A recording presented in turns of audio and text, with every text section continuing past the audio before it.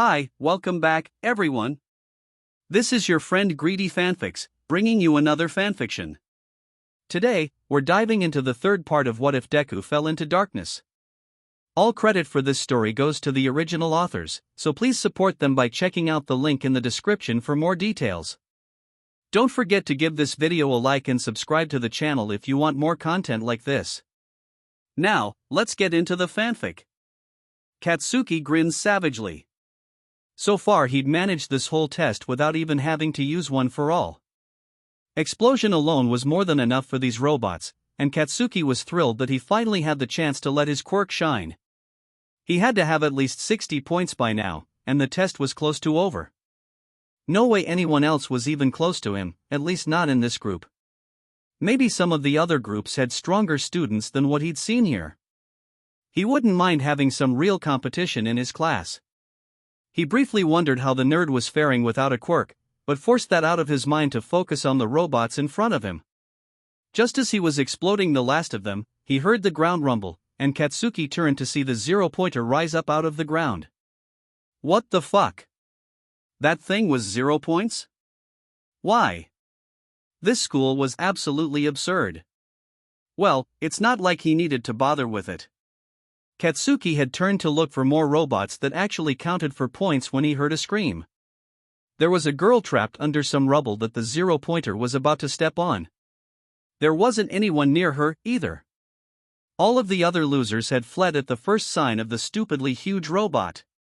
Katsuki almost considered leaving her to go blast apart some more robots before time was up, but something about what All Might had said earlier about using one for all to save people had apparently stuck with him, and before he knew it he was using explosion to move himself to stop the robot. This would be a good chance to practice with the new quirk, he decided. It was the end of the test, and that was a massive fucking robot. One punch, like All Might would do, should do it, right? Katsuki was face to whatever the front of that thing was in a matter of seconds. He pulled his right arm back and felt one for all surge through his arm, and then he punched as hard as he could. The pain didn't hit immediately.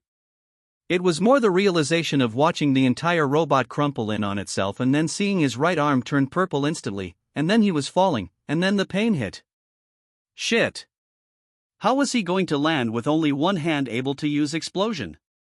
Why had All Might given him this fucking quirk the morning of the fucking exam when he hadn't even had a couple of days to practice with? One hand wasn't enough to land safely. He was corkscrewing himself through the air with the ground rapidly approaching. He was going to have to sacrifice his legs and hope he survived the fall. How fucking stupid. Katsuki felt something catch the back of his shirt and pull him up, and together with whatever the fuck that was and the one good explosion hand he was only jarred against the ground, instead of just becoming red mist in a memory. He struggled to stand and pulled whatever had caught his shirt off and looked at it while his other arm dangled uselessly. It was a horn.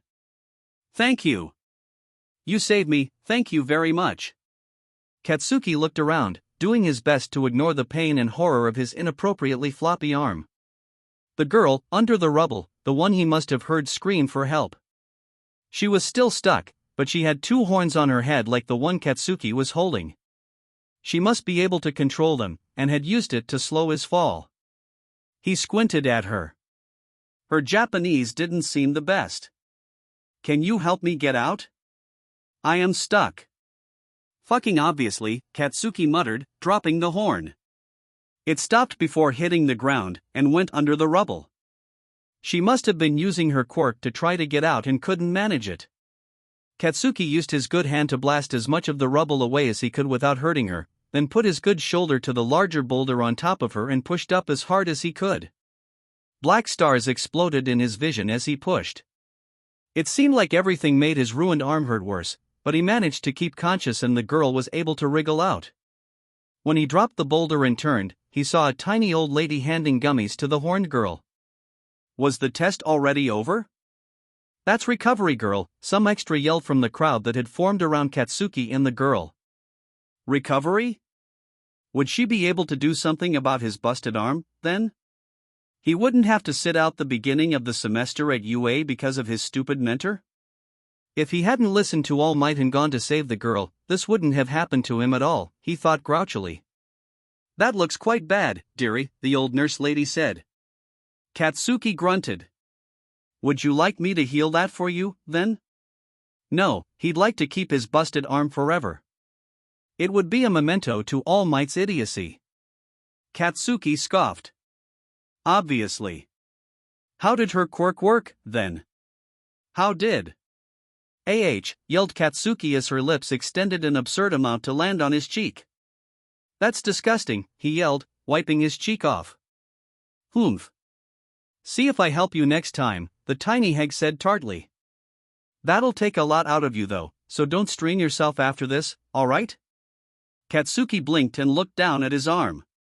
It only bent where it was supposed to, now, and it was a normal skin color. And there was no more pain. Katsuki felt a wave of relief wash over him.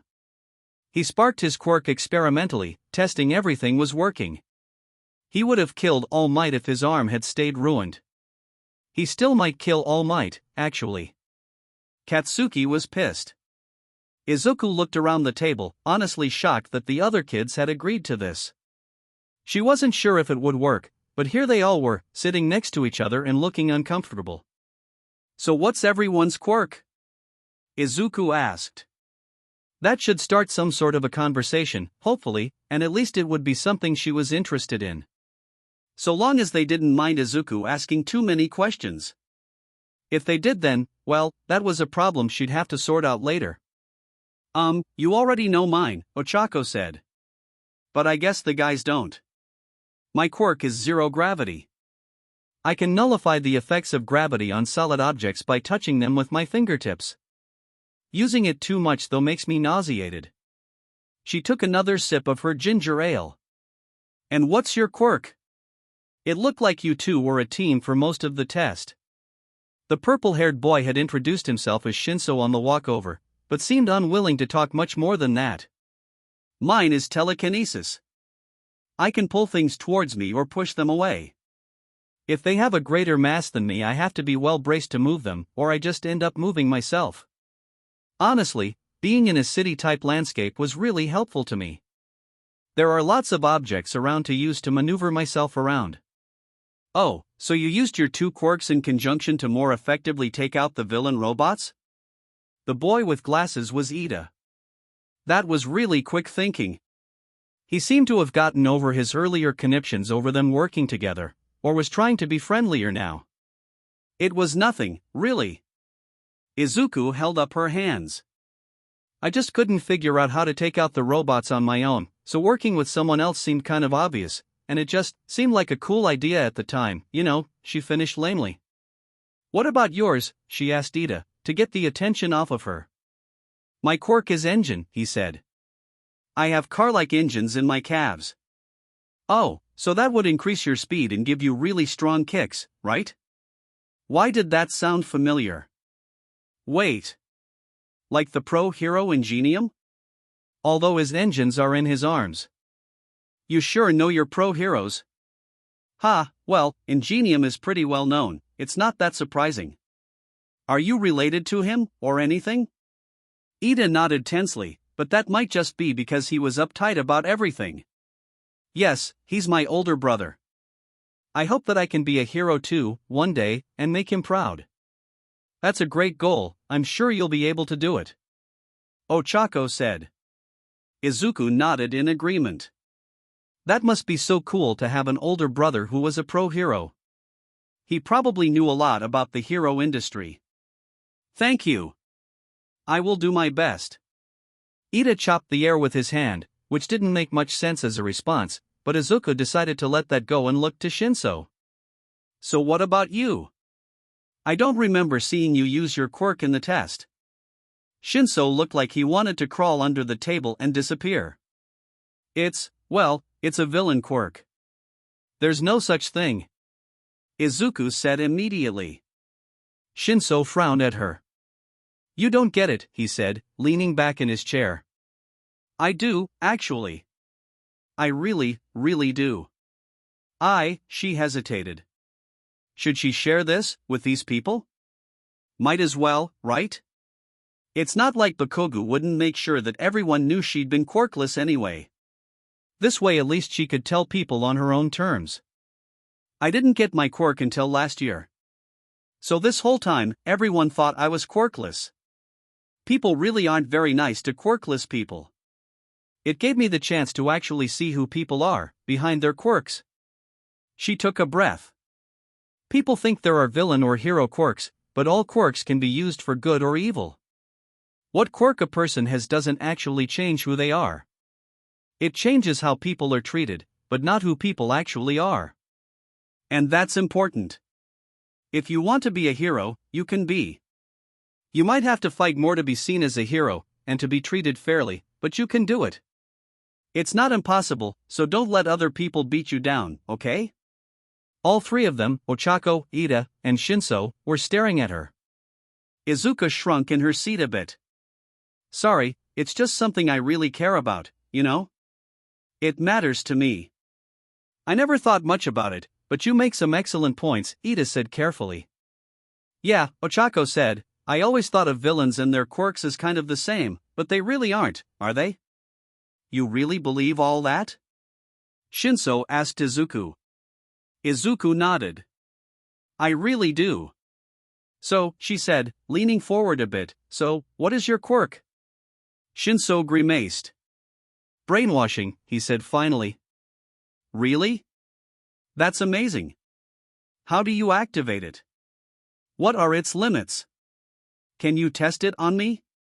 At Shinsu's bewildered look, she stopped. Sorry, I just really like quirks. And that's a super cool one. Although probably not the best one to go up against robots with, huh? Izuku realized she was rambling and shut her mouth. Midoriya's made a good point, you were at a severe disadvantage, Ida said thoughtfully. How would you even fight the robots if you didn't have a quirk to use? Actually, Midoriya, you said you didn't get your quirk until a year ago, were you planning on taking the test anyway? How would you have managed it? Ochako asked. Probably just be in really good shape and good at gymnastics? Flip around them and rip wires out?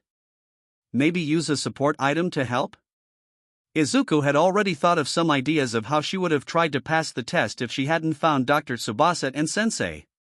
She shrugged and turned to Shinso. What about you? You? You want me to test my brainwashing quirk on you? Shinso looked absolutely shocked and had apparently not kept up with the conversation. Huh? You want me to test my brainwashing quirk on you? That's what you said, right? Izuku thought back through her rambling. Yeah. I mean, I like quirks, and figuring out how they work, and I can't figure out how they work very well if they're not used on me, right? And you're okay with being brainwashed? Yeah, for sure. Everything went a bit soft and fuzzy around the edges. Izuku wasn't sure how much time had passed, but she shook herself and looked around the table. Everyone was watching her. What happened? How long has it been? Midoriya, do you remember anything? Ida asked. Izuku blinked and rubbed her head. Not really? It was all sort of a blur, just vague and fuzzy. Did anything happen? Shinso shook his head. I put you under for a couple of seconds, made you touch your nose and put your hand back down, then took it off. Wow, Shinso, that's really cool. There are so many potential uses for that quirk. What are its limits? Shinso looked uncomfortable. That's not a question people usually ask me, he admitted. He seemed uncomfortable enough with it that she let the subject drop. Well, if you ever want to practice after school or anything, let me know. I'd be happy to help. Ochako nodded, excited. We can all practice with our quirks together. Ida pushed his glasses up his nose. We'll be allowed to use our quirks on the UA campus. It would be good to get more experience using our quirks with other hero students, so long as we're careful enough to not get hurt. You really mean that, he said, looking at all of them, sounding faintly surprised. Yeah. We're all here to be heroes. I think brainwashing would be great for hero work. You could get villains to surrender without a fight if you use it right, and that's pretty invaluable. Yeah, Shinso was smiling a bit. That was actually kind of how I always thought of using it, too. I always had this idea, you know how in the movies, the bad guy starts monologuing at the hero? Well, if I was that hero, I'd ask something like how could you? Right as things got bad, and the villain would laugh and start to explain and then, Shinso snapped his fingers. Roll credits. Ochako laughed. That would be hilarious. I hated when the bad guys monologue. It is certainly impractical, Iida agreed. This was a good idea, Midoriya. I'm glad you got us all out here to talk. I feel a lot more comfortable knowing I'll have friends in the hero course with me. Ochako smiled at Izuku over her ginger ale. Shinso rubbed the back of his neck. Ah, well, I'm not so sure I'm going to be in the hero course with you guys. I think I took out 2 robots? There's no way that's enough to make the cut. Oh. Izuku's heart sank. He was right, that probably wasn't enough. Did you apply to any of the other courses? Yeah, he said.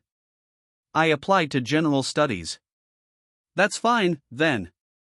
You can get into that class, and then we can help you get into the hero course.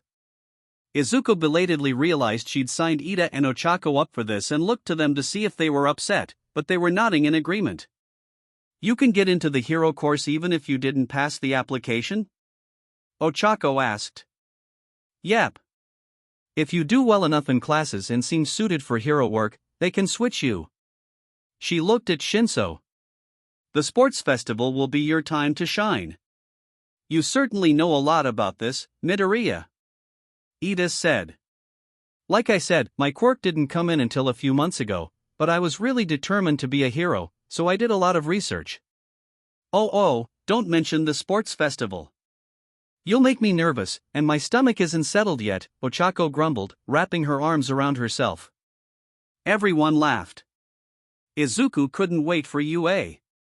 She'd never had friends like this before. This was going to be the best. All Might had tried to ghost Katsuki after the entrance exam. Hell no, Katsuki wouldn't let him disappear like that. So All Might had tried to say no to meeting in person with Katsuki after the entrance exam. Katsuki had made himself impossible to ignore. Now they were standing on Dago Beach at night while Katsuki tried to keep his temper in check. Did you, or did you not, know that using one for all the first time would go like that? All Might sighed resignedly, and that was all the confirmation Katsuki needed. You knew I was going to get hurt? He could feel his temper was hanging by a thread, his palms sparking unintentionally. Well, I suspected it might be a possibility, but we were in a time crunch. Now you know what you're dealing with. What the fuck, old man? Were you trying to kill me? Katsuki yelled at All Might, who was holding his hands up in a placating gesture. It did nothing to placate Bakugo's anger. You said it wouldn't explode me into pieces if I had trained enough. What the fuck was that, then, huh? Katsuki threw his arm out. I had about 2,000 more bones than I was supposed to in this arm. It rankled that damn extra had to help him out. Sure, Katsuki probably could have survived that landing on his own, but it would have been bad. I'm sorry, my boy, I didn't think. Katsuki snorted. That's for sure. Giving the damn quirk to Katsuki the morning of the entrance exam. All Might sighed, rubbing the back of his head. The quirk didn't have these side effects when I accepted it from my teacher. I thought this, All Might gestured to the clean beach surrounding them, would be enough. But it hadn't been enough. What does that mean for me? What more do I have to do? It might take a bit longer than I originally thought for you to be able to use this quirk. It must have gotten stronger since I was given it. What the fuck? All Might's quirk had gotten stronger? What had Bakugo signed himself up for?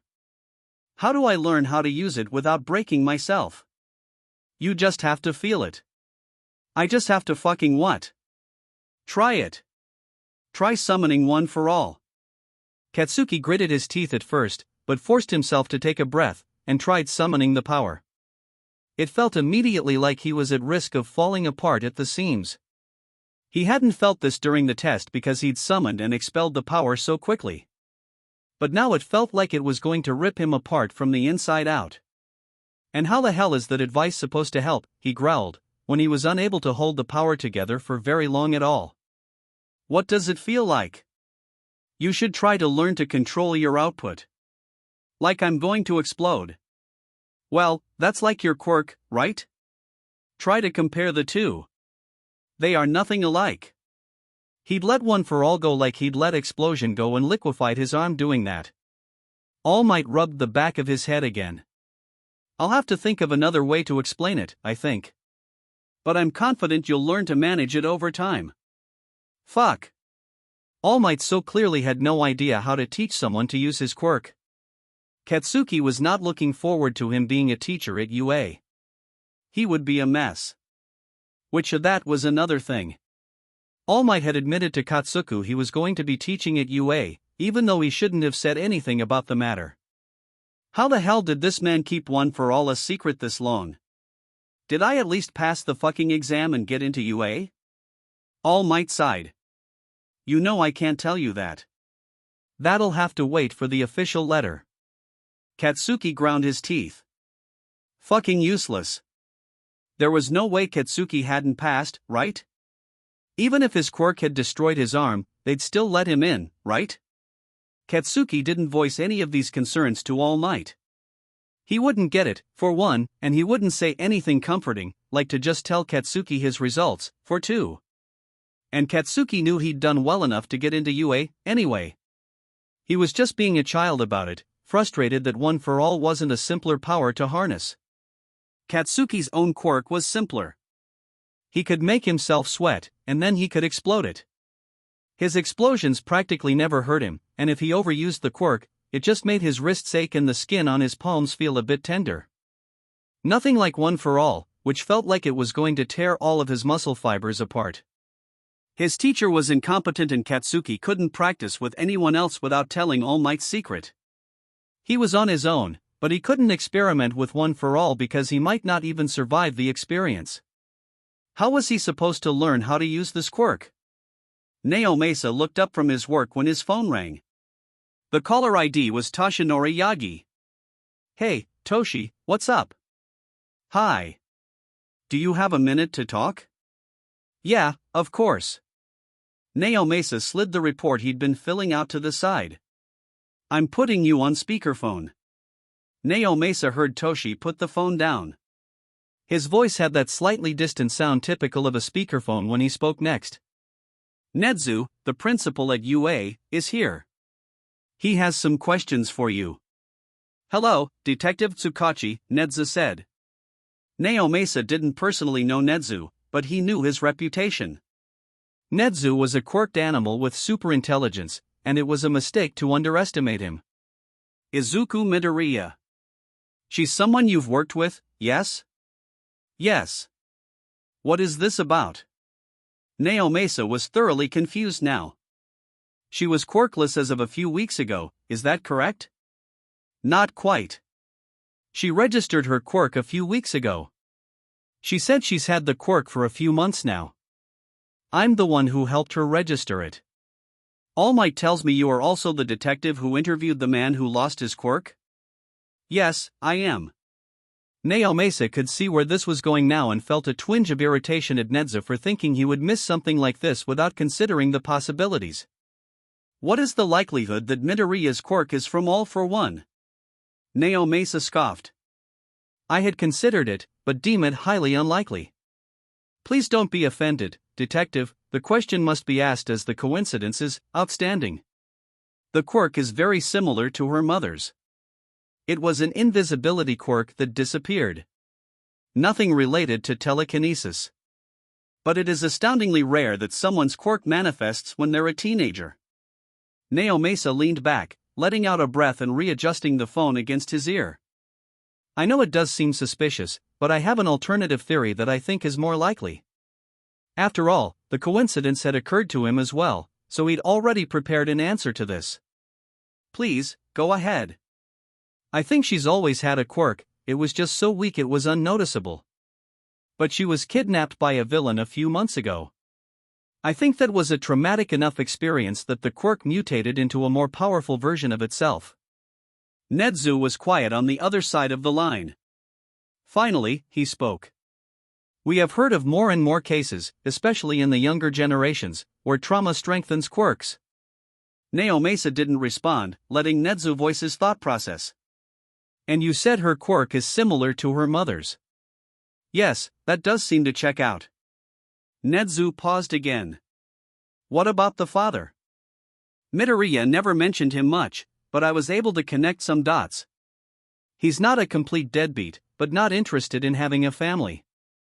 Lives and works outside of the country, either in America or on the same continent, because the time zone is one where Izuku isn't able to talk to him much. He's registered with a fire-breathing quirk. Interesting.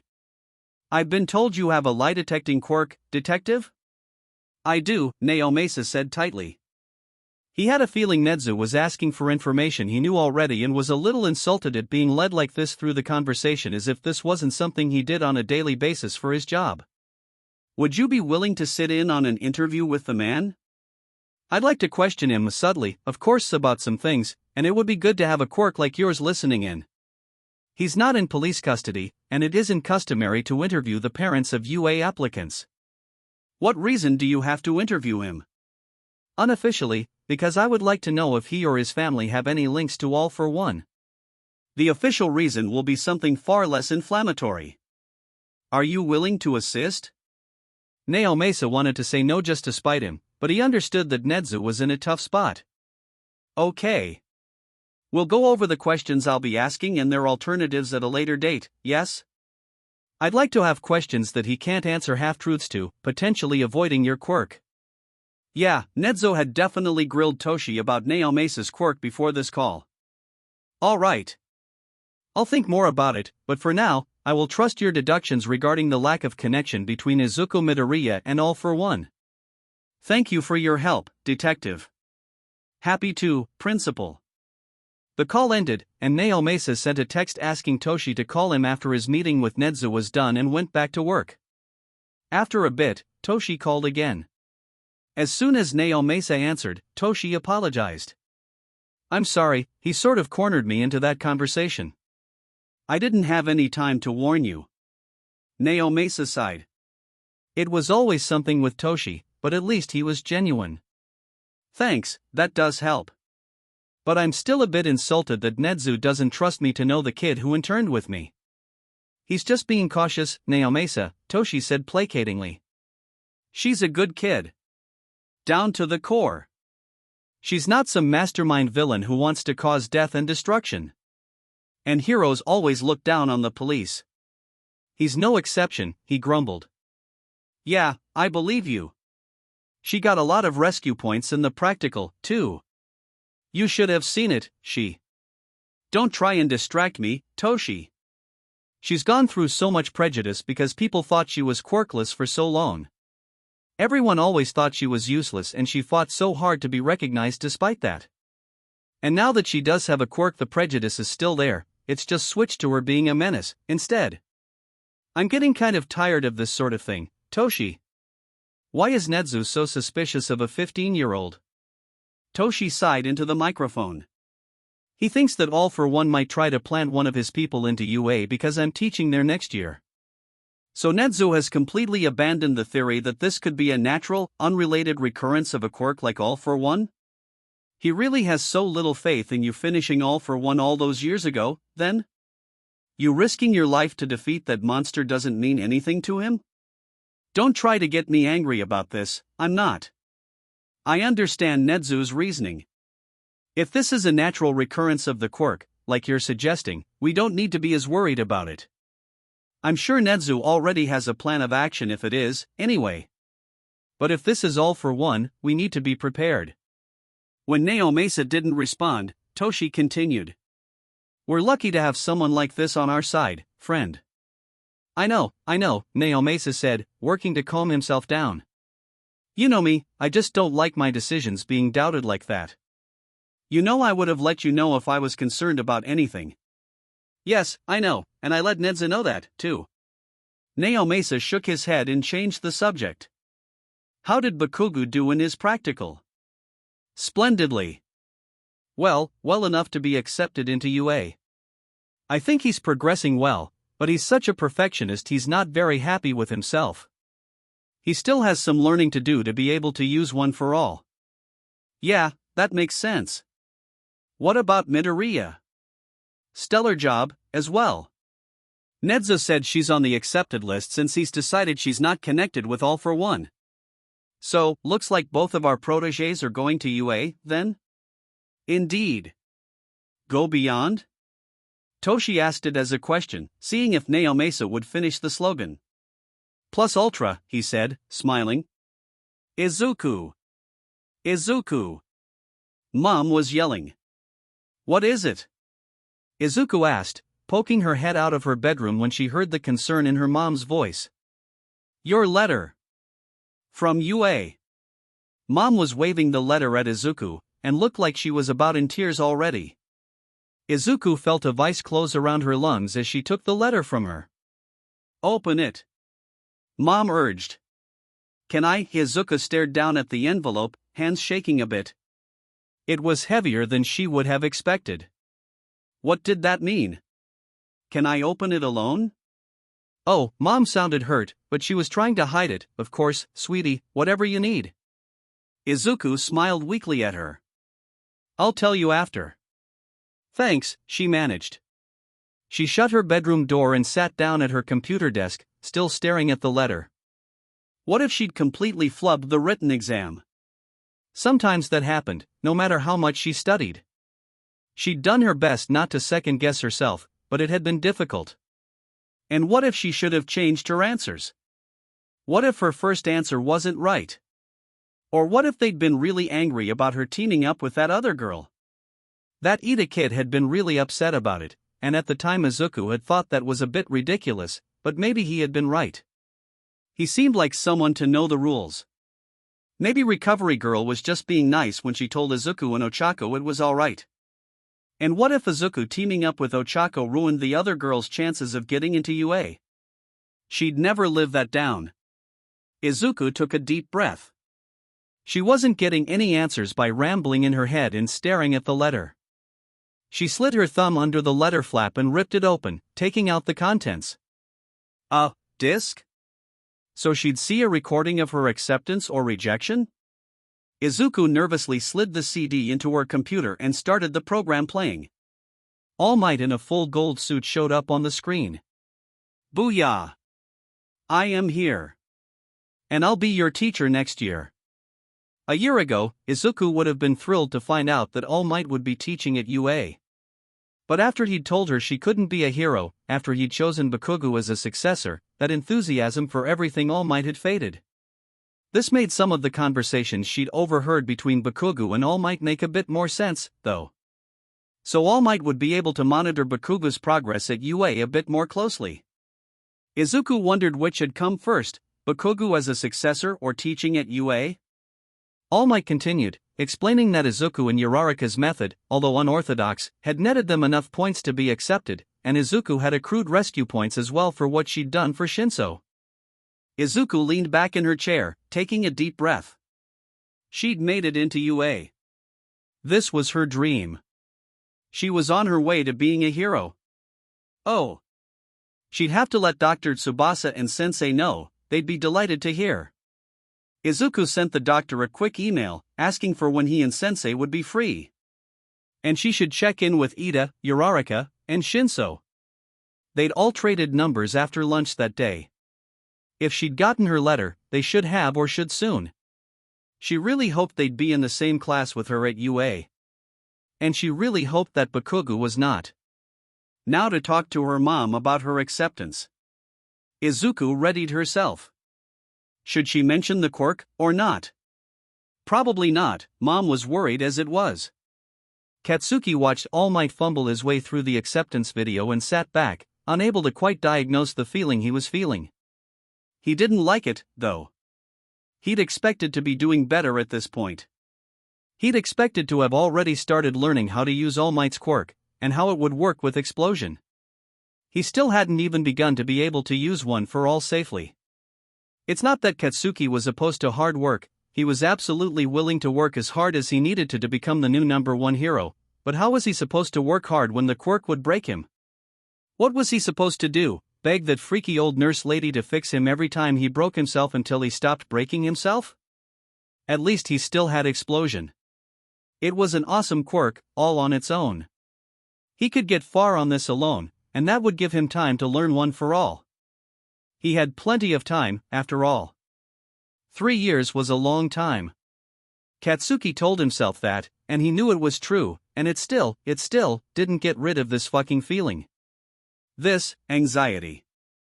Katsuki Bakugo and Izuku Midoriya, to the principal's office, please. Katsuki Bakugo and Izuku Midoriya, to the principal's office. Thank you. Izuku blinked in surprise, looking up from her notes.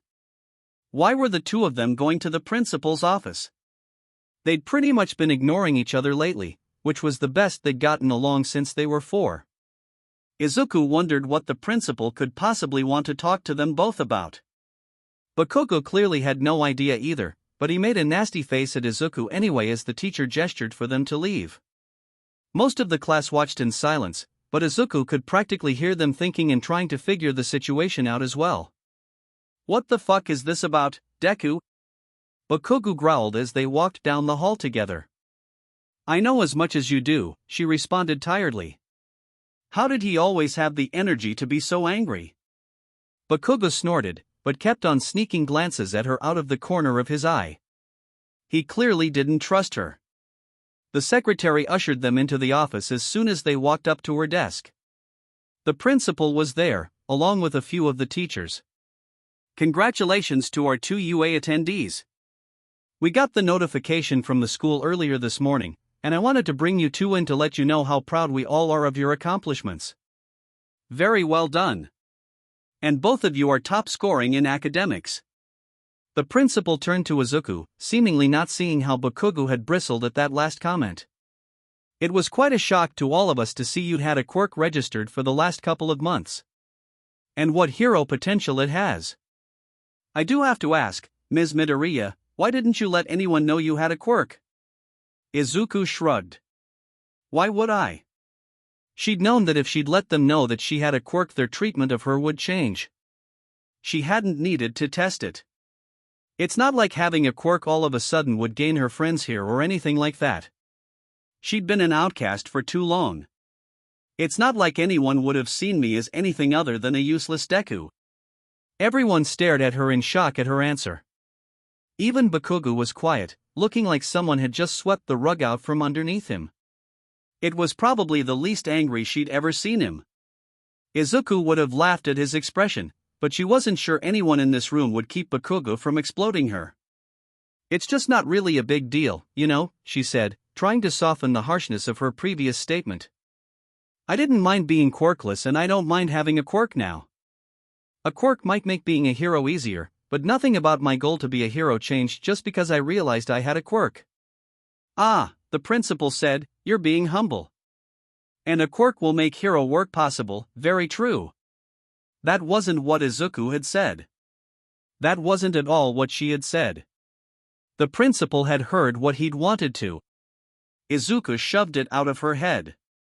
She'd change everything for other kids who were like she had been, but she couldn't do it now. No point in focusing on it. She politely listened to and accepted their congratulations and well wishes, though. Bakugo did not, but no one was bothered by that, as usual. Some of the teachers were still calling her Deku, even. After a few minutes, the two students were released and allowed to go back to class. Oi, Deku and Bakugo started, as soon as they were back out in the hallway and away from any spectators. The shock that had been on his face had disappeared and now he was, surprise, angry. And he was going to try to take that anger out on her. She was tired of that, too. She wasn't a punching bag. But she also knew she couldn't fight back without getting in trouble. Bakugo was still the golden child, after all. I gotta run to the bathroom, you go on ahead to class without me. Izuku waved to him with a smile and ducked into the women's restroom and shut herself in one of the stalls. She used emotion detection, waiting for him to leave. He didn't, not immediately. Izuku wondered how long she could reasonably stay in the bathroom.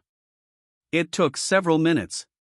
He stood outside the bathroom, seething and becoming more and more frustrated, before finally starting to walk off back towards their classroom. Izuku breathed a sigh of relief. She unlocked the stall and washed her hands out of habit. She checked with emotion detection to make sure Bakugo wasn't lurking behind a corner waiting for her, then set off back to the classroom again. She couldn't wait to leave this place. She already had friends at UA, which was more than she'd ever had here. Izuku? Sweetie, is that you? Mom said when Izuku opened the door to their apartment. She was using that tone of voice that meant that she didn't want to intrude, but she wanted to talk to Izuku about something she considered important.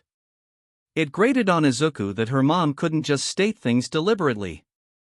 Their relationship, and the way they spoke to each other, had changed significantly over the last several months.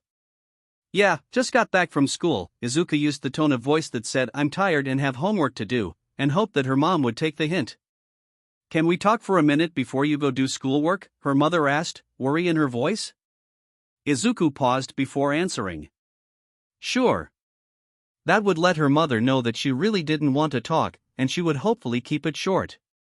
Izuku walked into the living room and sat down. Her mother was knitting her hands together, looking concerned. Your middle school called me today, she started. Huh? Why would they do that? They said they received your acceptance letter into UA and were very proud of you, and wanted to let me know. Oh, that's nice. Izuku didn't know where. Wait. The school might have mentioned that Izuku now had a quirk. That's what this was about.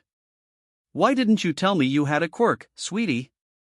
And that you'd made it into the hero course because you have a quirk? Mom had tears in her eyes. Izuku shrugged, trying to roll the tension out of her shoulders. Because I didn't want you to worry? You've never wanted me to be a hero, and I thought that even knowing I had a quirk wouldn't make you support my goal? What? Baby, it's not that I don't want you to be a hero, it's that I want you to be safe. And weren't those the same things, at least from Izuku's point of view? But that's why I want to be a hero. I want to be the person who keeps people safe. I just didn't want to have this talk at all, figured this would be easier for you. Mom shook her head. You don't have to try to protect me. I'm your mother. I can handle it, okay? And I need to know what's going on. I can't do my job as your mother if you don't communicate with me. Izuku nodded. Yeah. I'm sorry I didn't tell you. Mom sniffed and pressed her lips together. It's all right. They both knew it wasn't. So? What is your quirk? Oh, telekinesis. It's a lot like yours, actually. Izuku gave a brief description of the differences and similarities as well as she knew them. I've been working on flying as my newest move. Mom immediately tensed. What if you fall? Are you wearing a helmet? Izuku sighed. Detective Tsukachi lets me practice at the police gym. There are mats there. Mom didn't need to know anything more than that. She wouldn't be able to handle it. The detective knew about your quirk? Before me? Izuku winced at the pain in her mother's voice. Yeah, he helped me get it officially registered and everything. He's been really helpful. Oh, okay, Mom said softly, wringing her hands and looking like she might start crying again. Izuku stood up, feeling terrible but not knowing what to do to fix any of this. Anyway, I have a lot of studying to do. Finals are coming up, so... Mom smiled weakly. I'll let you know when dinner's ready. Thanks. Izuku left the living room and shut herself in her bedroom. Well, at least she could use her quirk around her mother now. The one quirk, at least. The other 4 were off limits. Overhaul would be quirk number 6 once she found Shisaki. This'll be your last day at the internship, right? Tsukachi asked Izuku when she'd sat down and he'd closed the door after her. Yeah, sorry, Izuku said. There's break, and then UA starts, so my mom says she wants me to have some time off. Tsukachi nodded as he settled into his chair. A wise woman. I hope you actually do take the time off. Keep in mind that UA is a school, it's meant to teach you. Don't try to go in after working the whole break, because you'll just burn yourself out, okay? Yeah, I'll take it easy. Tsukachi's eye twitched and he tilted his head a bit, a half-smile on his face. Izuku sighed. I'll take it easier, she amended sheepishly. Tsukachi laughed. You need to learn how to take a break. Let me know if you still want to use the gym though, I'm sure I can make that happen so long as your mom is okay with it. Thank you. The detective checked his phone. I have some paperwork to sign for you, but that's all. I'm not going to make you do work on your last day. What? Why not? Tsukachi laughed again. Because you work yourself too hard already. I'll give you a break if you won't give yourself one. Oh. Okay. So what was Izuku supposed to do while she was here, then? Actually, one last question, before I go back to paperwork. How do you feel about surprises? Surprises? Yusuke had no idea where this was going. They're okay, I guess? Great. Sansa has my stapler. Go get it for me, would you? Sure? Tsukachi was usually pretty militant about keeping his office supplies in his office, so it was strange he'd made an exception, but it seemed like he was in an odd mood today. She stood up and opened the office door. Surprise! Izuku stopped in the doorway, shocked at the noise directed at her. It looked like everyone from the station had gathered together to throw her a party. A congratulations banner was hung up on one wall, with the UA school banner underneath it. Sansa was holding a cake. Everyone was smiling and laughing and cheering. This must have been why the detective had closed his office door. What? Izuku asked, stunned. They wanted to throw you a goodbye party, and celebrate you getting into UA. The detective had followed her to the doorway and was standing next to her, smiling. Izuku stared at all of them, gathered to celebrate her. She'd never really had anyone thrown her a party like this before. Sure, Mom always made sure that she had a few presents and cake on her birthday, but she'd never really had friends, so it was usually just Izuku and Mom celebrating, and maybe Dad calling if he had time. Which, all of that was nice, but it wasn't the same thing as a real party. Izuku sniffed. You guys are amazing, she said, doing her best not to cry and failing a bit. Thank you so much. Tsukachi gave her shoulder a squeeze and let her walk into the crowd. Izuku had never gotten so many hugs before, and found herself tearing up with everyone loudly proclaiming how proud they were that she'd made it into UA. Hey, Sansa said soothingly, handing Izuku a napkin to wipe her eyes. No need for tears. Have some cake. Izuku hugged him too before accepting a piece. I'm gonna miss you, he said. It was nice having you around. Before Izuku could respond around her mouthful of cake, another officer walked up and clapped Izuku on the shoulder. You know, at first I thought Tsukachi was really taking a risk bringing a quirkless kid into police work, but it worked out in the end. Izuku did a double take. Thank you, she said, unsure of what else to say. Sansa cleared his throat sharply. The officer looked up, surprised. What? It's not quirkist to say that now, she's got a quirk. Sansa looked at Izuku and jerked his chin to the side. Drinks are on the table over there, Midoriya, if you want. Sure. Izuku understood the dismissal for what it was and moved off quickly, out of earshot of whatever Sansa was going to say to the officer next. She hadn't really spent too much time with the officers after the incident with Akari, so she hadn't really spoken to them since she'd gotten her quirk. That officer had always been nice to her before, though. But had he always looked down on her for being quirkless, and just been polite about it? Izuku was rethinking all of their interactions now. The cake wasn't tasting quite as good anymore. Hey, Midoriya. The desk sergeant was at the drinks table already and greeted her when she walked up. Congrats on getting into UA. That's amazing. Thanks. Izuku said, doing her best to push the other officer's comment out of her head. It's always been a dream of mine. I'm really excited for it. Oh, I'm so glad you got a quirk, then. Otherwise the hero thing really wouldn't have worked. You must be so relieved. There's sparkling grape juice, you want some? Izuku felt her eye twitch. Yeah, she said, unsure of what she should say in this situation. Izuku thanked her when she was handed a cup of juice, and turned to find someone else to talk to. She spotted a couple of officers sitting next to each other and headed over to them. Hey, when you're a hero, you're not gonna forget us little people, right? It was Kojima. He was an older officer who complained a lot, but usually did good work. No, of course not. Izuku insisted as she settled down next to them, mentally willing them not to say anything quirkist. We're going to miss you, Midoriya. Officer Uchida was partnered with Kojima. He only had about 1.5 years of experience on the force, but Tsukachi thought he was a good, responsible officer. Yeah, there's this Yakuza case we're working on now. Would have helped to have you around to dot our I's and cross our T's. Oh. Yakuza? Oh, thank goodness, a real conversation, and maybe something that could help her too. Could this be the same Yakuza group that Chisaki was involved in? I've not seen much in the reports about them. What are they doing? Izuku had been scouring the police reports she was given since her last encounter with Eri, looking for signs of the Yakuza activity, but nothing had come of it. It's barely even real Yakuza, Kojima said with scorn in his voice. They got no class, nowadays. It's just this new kid, Uchida said with a wave of his hand. He's making a takeover from the old boss, is what we're hearing, so everything is changing about their style.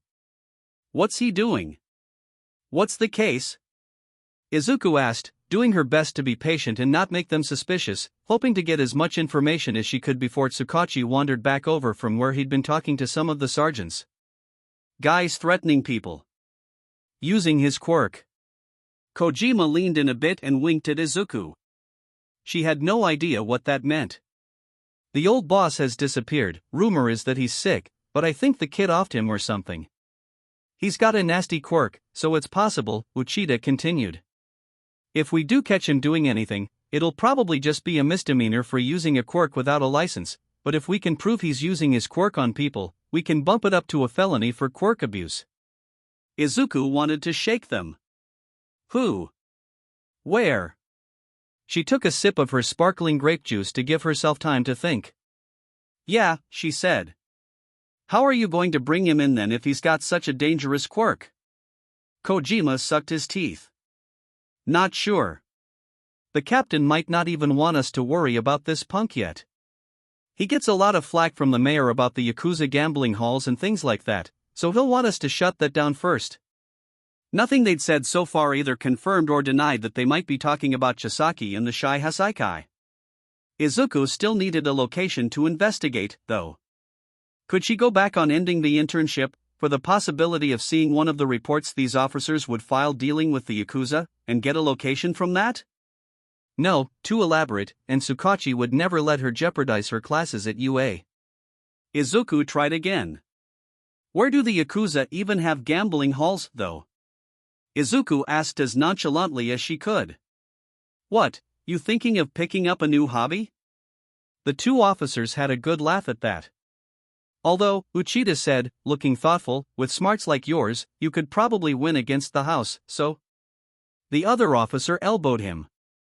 No one wins against the house, and the detective will have your badge if he hears you recommending that Midoriya starts gambling, Kojima said. You remember that ramen place we took you to that one time? We'll be setting up in that area to see if we can get an idea on where their headquarters are located. Finally. She had a starting point. Your wife is going to yell at me about your blood sugar again, isn't she? Uchida grumbled.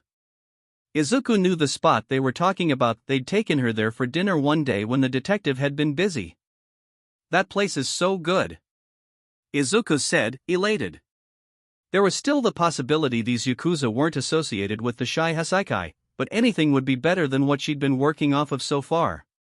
Hey, Kojima, Uchida, Tsukachi said, walking up to the three of them, don't think that your report quality is allowed to slip now that Midoriya is leaving, alright? No, sir, absolutely not. Uchida said, straightening at the detective's presence. Kojima snorted into his drink. Uchida still felt uncomfortable around any supervisors. Wet behind the ears was the phrase Izuku had heard Kojima use when Uchida wasn't around. Well, Kojima said, standing up, I got some paperwork I have to finish, so I can't hang around much longer. We'll see you around, okay Midoriya? Don't be a stranger. Uchida said as he followed Kojima away from the table. Well, that was nice. Possible information on Chisaki, and they hadn't said anything off-putting. Izuku sighed from relief. Hey, Midoriya, are you alright? Sansa said there was an incident, the detective asked. Oh. I'm fine, it was nothing. Are you sure? Because that sounded a lot like a lie, he said, looking worried. Izuku sighed. That quirk? No, I'm okay, it's just a couple of comments about me having been quirkless. I just didn't realize they saw me like that. Tsukachi exhaled heavily. Before he could speak, Izuku continued. And please don't say that it's better, now that I do have a quirk. Of course people are going to treat me better, now, but that doesn't actually fix the problem. Tsukachi nodded gravely. I understand. There's still more work to be done, isn't there? Yeah, there is. And Izuku would be the one to do it, since no one else would. For what it's worth, I'm sorry that happened to you, and I'll talk to them about it. Okay. Thank you. But was that enough? Would that actually change anyone's mind? Izuku had worked hard the entire time she'd been at this internship. Having a quirk or not hadn't changed anything, but so many of them didn't realize that. The detective's treatment of her hadn't ever changed, and Sansa seemed the same, but the rest of them? Had they just pitied her for being quirkless, and been kind to her because of it? It was different from her treatment at school, but it came from the same root of looking down on people for being quirkless. Would they still have thrown this party for her if she'd been quirkless? Would her getting into UA have mattered at all to them then, or would they have just been waiting for her to fail? Izuku shook herself. There wasn't any point in overthinking it. She had a lead now for finding and helping Eri. Even if there was no one who could save Izuku from being looked down on for being quirkless, she'd help Eri and keep her from being used for her quirk. It's been a while since we've seen each other, dear. How are things going? Did you end up getting that overhaul quirk we'd talked about? Dr. Tsubasa settled himself down after setting up the laptop for Sensei. Not yet. I still haven't even been able to find him, and I don't have a finished plan yet for taking him out. Izuku stopped and wondered if they'd want to hear all of the details of her plan. Is there anything we can help with? The doctor asked. Izuku thought about it. No, I don't think so. I think I can figure it out myself. I'm certain of that. Do be cautious, he sounds like he could be dangerous. Izuku nodded. Have you heard back about your application to UA? Sensei asked. Yes. It was all Izuku could do to keep from bouncing in her seat. It was still unbelievable sometimes that she was going to be attending UA. Even some of the quirkless comments from the officers earlier that week couldn't shake her excitement. I'm accepted. Oh, congratulations. I'm delighted to hear that. You've worked hard for this. Dr. Tsubasa beamed at her from underneath his bushy mustache. Thank you. Good work, Midoriya, but keep in mind that your acceptance to UA is just a stepping stone. Stay focused on your end goals. Sensei said evenly. I think she can be proud of her accomplishments so far, even so, Dr. Tsubasa said with a twitch of his mustache. No, doctor, it's all right. Sensei is right. UA is just the start. I still have a lot of work to put into becoming a hero, and then changing the world. The doctor chuckled. I applaud your determination, Miss Midoriya. She doesn't need to be protected, Doctor. Sensei sounded slightly amused, but it was hard to tell sometimes through the low-quality speakers. I've heard rumors that All Might is teaching at UA. Do you know if that's the case? Yeah, he was on the recording where they told me I was accepted, Izuku said. The doctor's mustache bristled. You don't sound as excited to learn from the current number one hero as I would expect you to be. Izuku shrugged.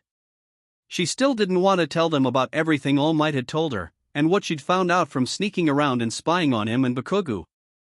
But she'd thought about it, and there were other reasons why she didn't have to be enthusiastic about having him as a teacher. He's not ever been a teacher before, has he? It seems like he's just bringing more publicity to the school. I don't know if it's really good, honestly. I guess I'll see if he's suited for teaching though.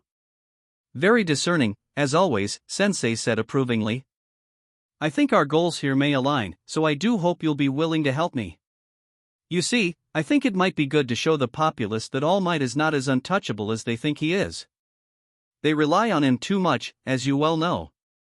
No one is willing to save themselves anymore, instead leaving it to heroes like All Might, instead of doing any of the work themselves. So I'm thinking we might alarm everyone a bit by displaying that neither UA nor All Might are as safe as they think. Sure, Izuku said, not sure of where this was going. But she could see what Sensei was saying. It wouldn't hurt for people to realize that some of their heroes weren't as powerful as they thought. The truth would be better, wouldn't it? What do you actually need me to do? Can you get your hands on All Might's teaching schedule? I have some friends who can plan everything around that. Don't worry about getting this schedule immediately, Dr. Tsubasa interjected before Izuku could reply. I don't want you feeling too much pressure when you've just started school, you know. Izuku smiled at him. He was always so kind and considerate. Will anyone be hurt? Izuku asked. She didn't mind the idea of All Might being taken down a notch. Everyone had gotten too reliant on his reputation to get them safe, and Izuku knew that needed to change, but she still didn't want anyone hurt, especially not any of her fellow students. People will be scared, of course. That is necessary for any sort of change to happen. But no one, aside from possibly All Might, will be hurt, Sensei said calmly. Hurt All Might? That was almost laughable. It certainly didn't seem possible. All Might had been hurt by that one fight he'd mentioned to Izuku when she'd found out his secret, but that must have been a real villain, not whatever Sensei was planning. What's the actual plan? That hasn't quite been decided. There are a lot of moving pieces, after all. This certainly won't be a simple operation. But will you help me, young Midoriya? Help me to take the first step in changing the world? Sensei asked. You can always use it as an opportunity to test your mastery of the quirks you've acquired to date. Izuku thought about it. Well, no one was going to get hurt. It would give Izuku a chance to practice all of her quirks on something with an actual task. She could start repaying Sensei for what he'd done for her, and from what Sensei had said, this did align with all of her eventual goals of remaking Hero Society. There didn't seem to be any downsides, or any serious ones anyway, at least from what Izuku could see right now. And didn't Izuku owe it to Sensei to help him? She was in UA because of him and the doctor, after all. Yeah, I can help. When do you need the schedule by? The ramen restaurant that the officers, Kojima and Uchida, had discussed was further away from the park that Izuku had been checking around. Luckily, Izuku was still on break before UA started. She didn't mind losing sleep because she was able to nap during the day. If she didn't find Chisaki and Eri soon though, she wasn't sure how she'd manage to get enough sleep while also going to UA. So she was out every night, tracking Kojima and Uchida when they were on their shift, even though it made for a long journey every night. She hoped tonight would be different as she moved through the city, using a mix between running and telekinesis to push herself over buildings so she could go in mostly a straight line. She was careful to make herself invisible any time she did fly. She was still using her quirks without a license, and even if it was unlikely that anyone would catch her, she didn't want to risk it. She could tell with emotion detection that Kojima and Uchida were at the ramen place for a late dinner now.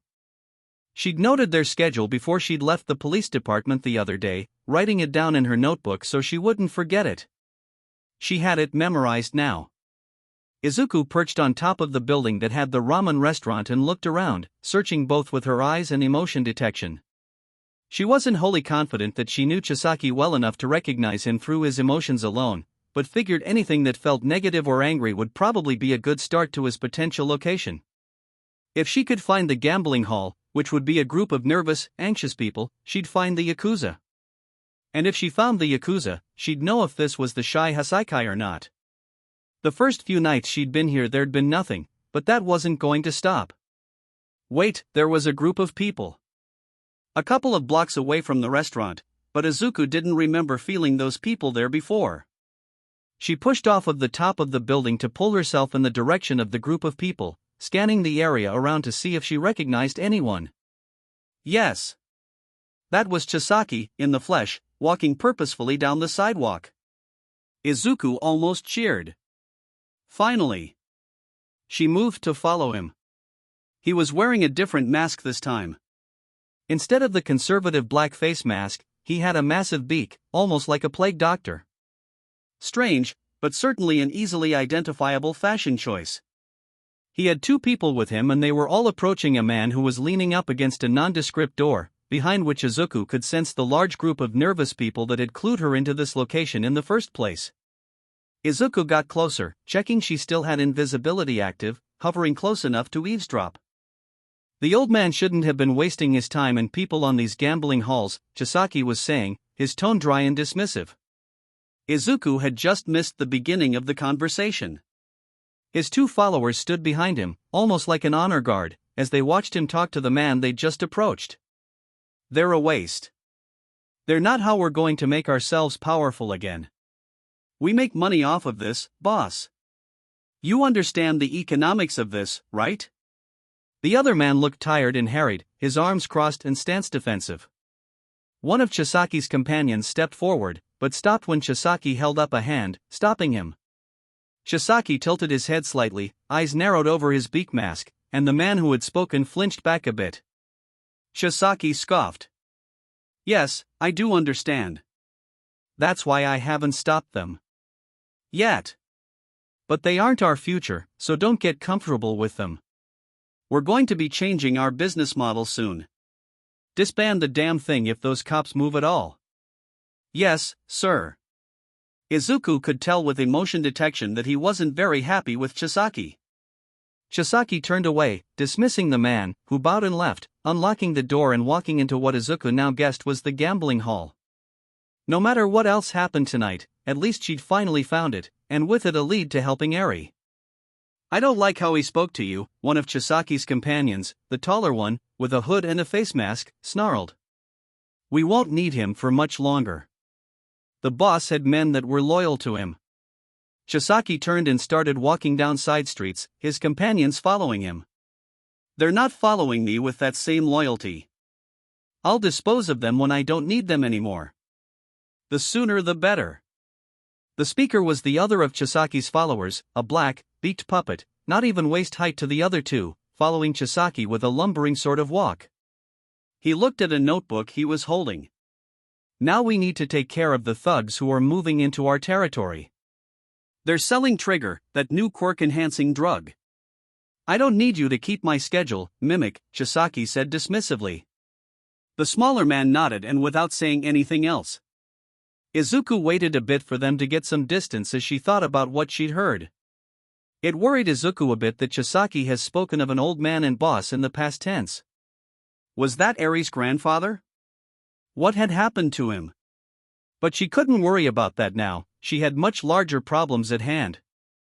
Izuku waited for them to get some distance before following, worried that they might hear her even if they couldn't see her. Now that she had a lock on their emotions, she wasn't too worried about losing them unless they got in a car or something. She still needed a plan to get Chisaki's quirk from him and she had no clue how she was going to manage it. They'd gone a couple of blocks before Chisaki said anything else. Chrono, Chisaki said as he slowed down, circle around that building and be ready to ambush them if they get out of hand. Mimic, you're with me. What was happening? Mimic had said something about some sort of drug dealers around? Yes, sir, the regular-sized man, Chrono, Izuku made a mental note of, said as he left the two of them, turning down another alleyway. Chisaki and Mimic kept walking slowly and Izuku followed behind them. Soon enough they came across a couple of people, a man and a boy who didn't look all that much older than Izuku herself. They were sitting underneath a bridge away from easy view of the street. Izuku had to hover just off of the ground to be able to see under the bridge well enough to know what was going on. They looked up at Shisaki's approach. "Has the new, great, and mighty leader of the Shai Hasaikai decided to pay us a visit?" the man jeered, standing up and stretching. The boy stood too, glaring at Shisaki. Izuku understood the feeling. "You're selling drugs on my turf." "Of course I came by to pay a visit." Shisaki's words were clear despite speaking through the mask. "So I see you've heard that the previous leader has passed on the mantle. It looks like you've decided to be your own entrepreneur here, finding a new place to sell so quickly. You missed one thing though, I'm afraid. You still haven't given us our cut for selling in our area, or discussed what product we're interested in dealing in. Hand over your current supply and the money you've made and we'll let it slide this once. Then we can discuss future arrangements." Shisaki reached his hand out slowly, twitching his fingers to accent his request. The man sucked his teeth. "I don't really see how that works for me." The boy next to him shook himself, looking like he was getting ready for a fight. "You should see reason." "Or else what? What are you gonna do, pretty boy? You said it yourself, your boss isn't in the picture anymore. How is he going to protect you?" the man taunted. Shisaki's eyes were wide as his hand dropped. "This is your last warning." One index finger was underneath the edge of the glove on the other hand, ready to take the glove off. How was he going to use his quirk against them? Izuku had a bad feeling about this. "TCH. I'm afraid that was yours," the man said, raising his hand. A sort of energy blast surged out of his hand and arced towards Shisaki. The boy next to him had a similar quirk, they must be related, Izuku thought as an aside, and was aiming for Mimic. Shisaki sidestepped the first attack, and Mimic, yelling, rolled out of the way. Izuku had to pull herself to the side to avoid the attacks. The energy blasts impacted the ground, making a sort of spiraled crater. What cool quirks! It was really a shame they were just drug dealers with quirks like those. Izuku would have to be careful not to be hit. "Chrono," Shisaki said, stripping off both of his gloves. Chrono stepped out from behind the two opponents and tugged his hood down. His hair shot out, tagging them in the backs, and both of them stopped in their tracks, expressions frozen in anger. What was Chrono's quirk? Well, not stopped, Izuku realized. They were still moving, just so slowly it was almost painful to watch. Izuku drifted cautiously closer, since it looked like the fight was mostly already over. She could feel their panic slowly building, but so much more slowly than she'd ever felt an emotion change before. It was then that she realized they were actually still moving as well, the boy starting to turn to the new threat, Chrono, while the man was slowly reaching towards Shisaki as he walked up to them. "I don't much like the way you spoke to me. We could have had a partnership, but here we are instead. I can't stand people who look down on me.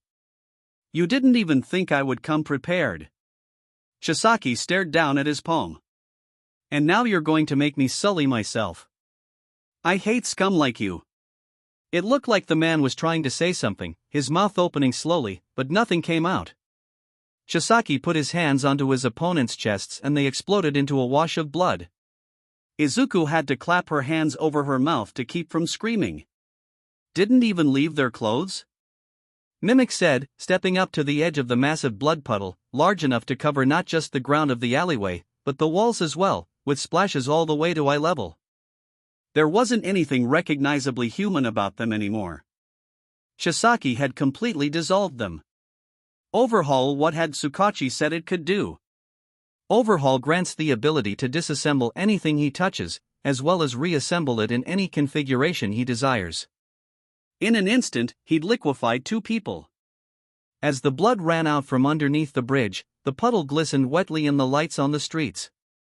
Izuku couldn't actually believe that she'd just seen two people. Just like that. She felt like she couldn't breathe.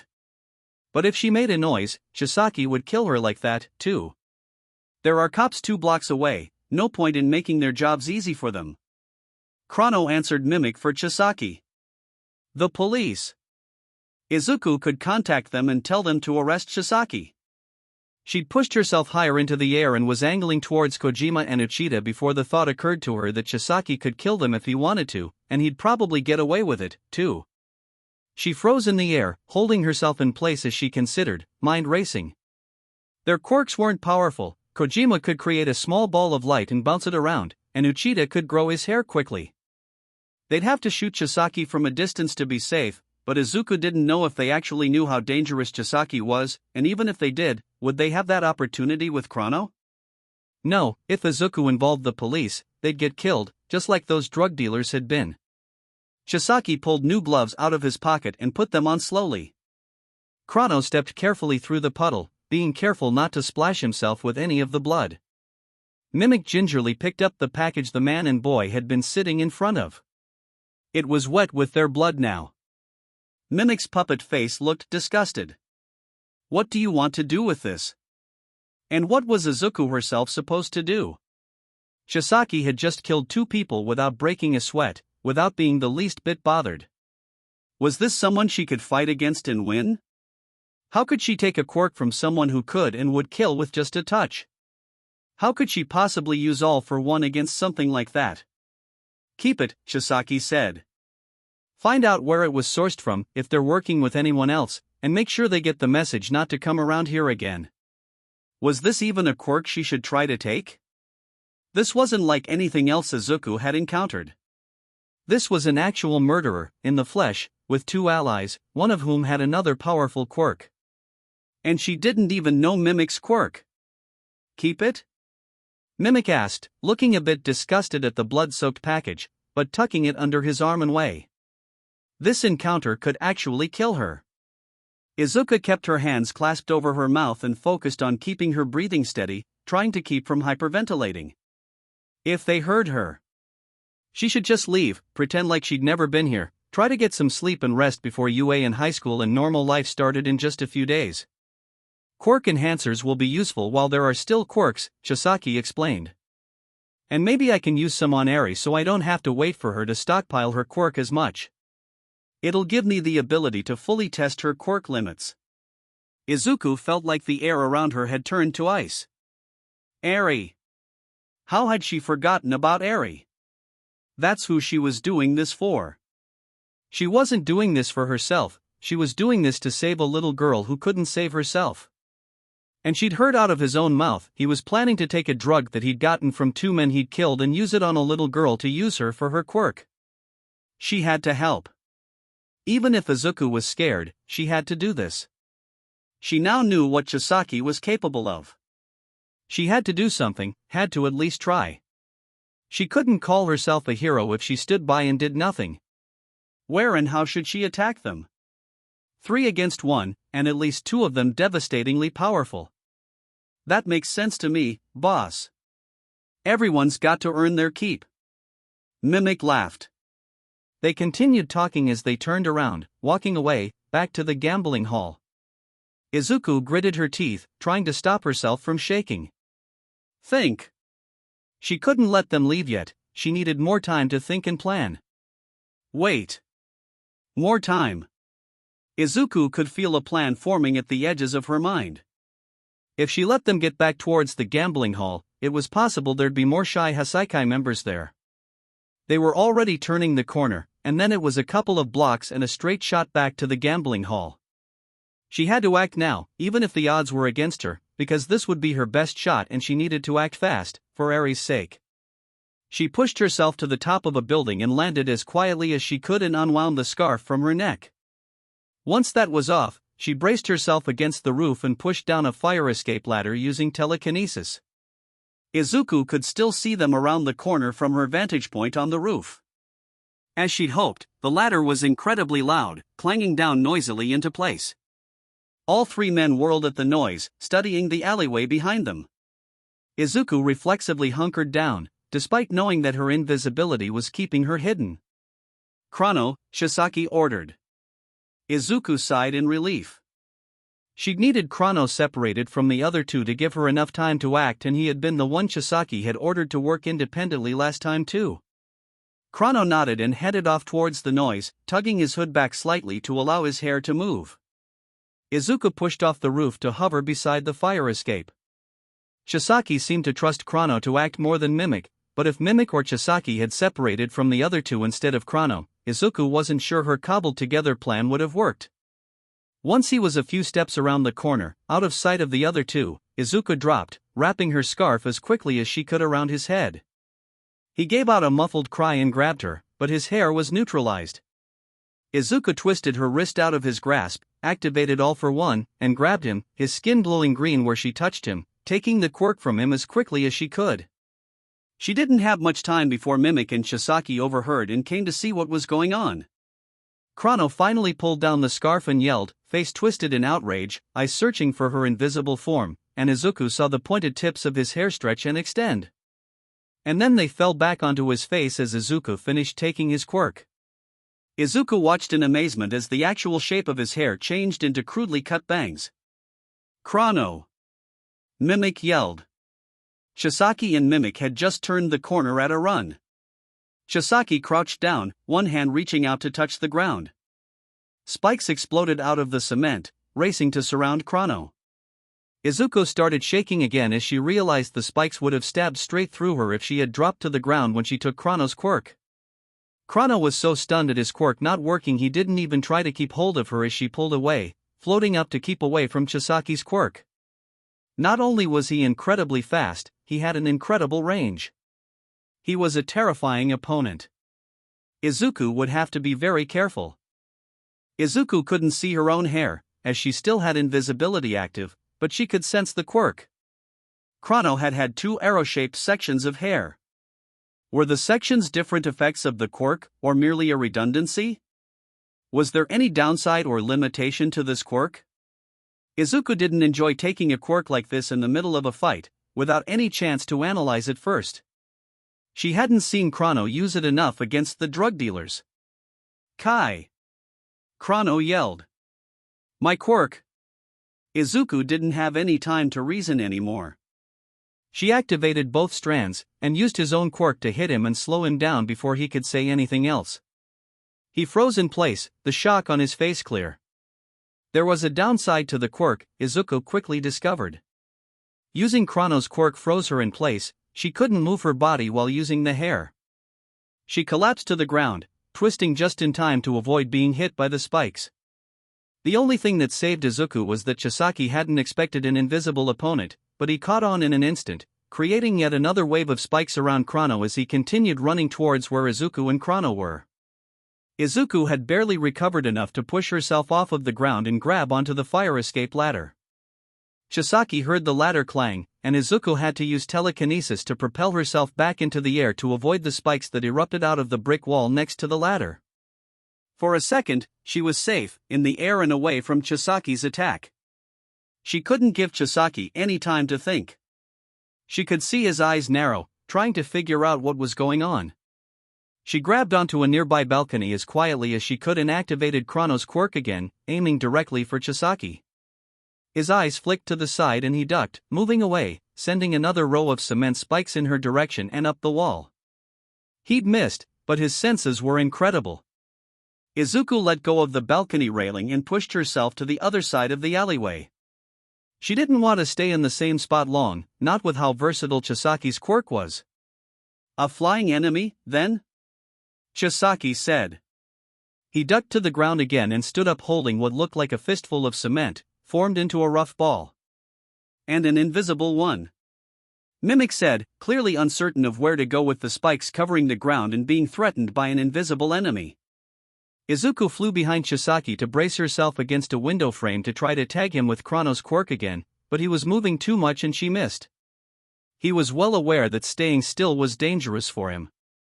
He threw the cement he'd picked up, but it went wide, crashing through a window next to Izuku. Izuku moved across the alleyway again. Chrono's quirk also had a bit of a distance limitation. She had to stay reasonably close to Chisaki to be able to use the quirk at all. Who do you work for? Why are you attacking us? Mimic yelled. He'd grabbed onto Chrono's still form and was trying to drag him away from the fight. Chisaki scoffed. Isn't it obvious? He kept moving, turning around, looking for any sign of Izuku. The way he was moving was incredible to watch. Izuku would have loved to analyze it. The spikes he created never got in his way, because he'd just reach a couple of fingers out and they'd smooth back out, allowing him to move freely. Never in a single direction though, so Izuku never knew which way he was headed. The next time she was braced, Izuku hit Mimic for good measure. He hadn't used his quirk yet, but she didn't want to find out what it was. Mimic froze in an awkward position, with most of his weight on one foot. Slowly, he toppled over. Chisaki threw another cement ball, this one far closer to hitting Izuku. It shattered against the wall next to her, showering her in bits of cement. Izuku shoved off of the window ledge she was resting on. Some sort of quirk that copies others? But ᴘᴏ clearly couldn't use his quirk, or we wouldn't be in this mess, so perhaps it's more along the line of borrowing a quirk, Chisaki mused, his tone almost conversational as he kept moving. Do you want my quirk, now? When he went to make another projectile, Izuku could see his hands looked red and blistered. Was that an after effect of his quirk? Izuku tried to ambush him from behind again, but it was the same story as before.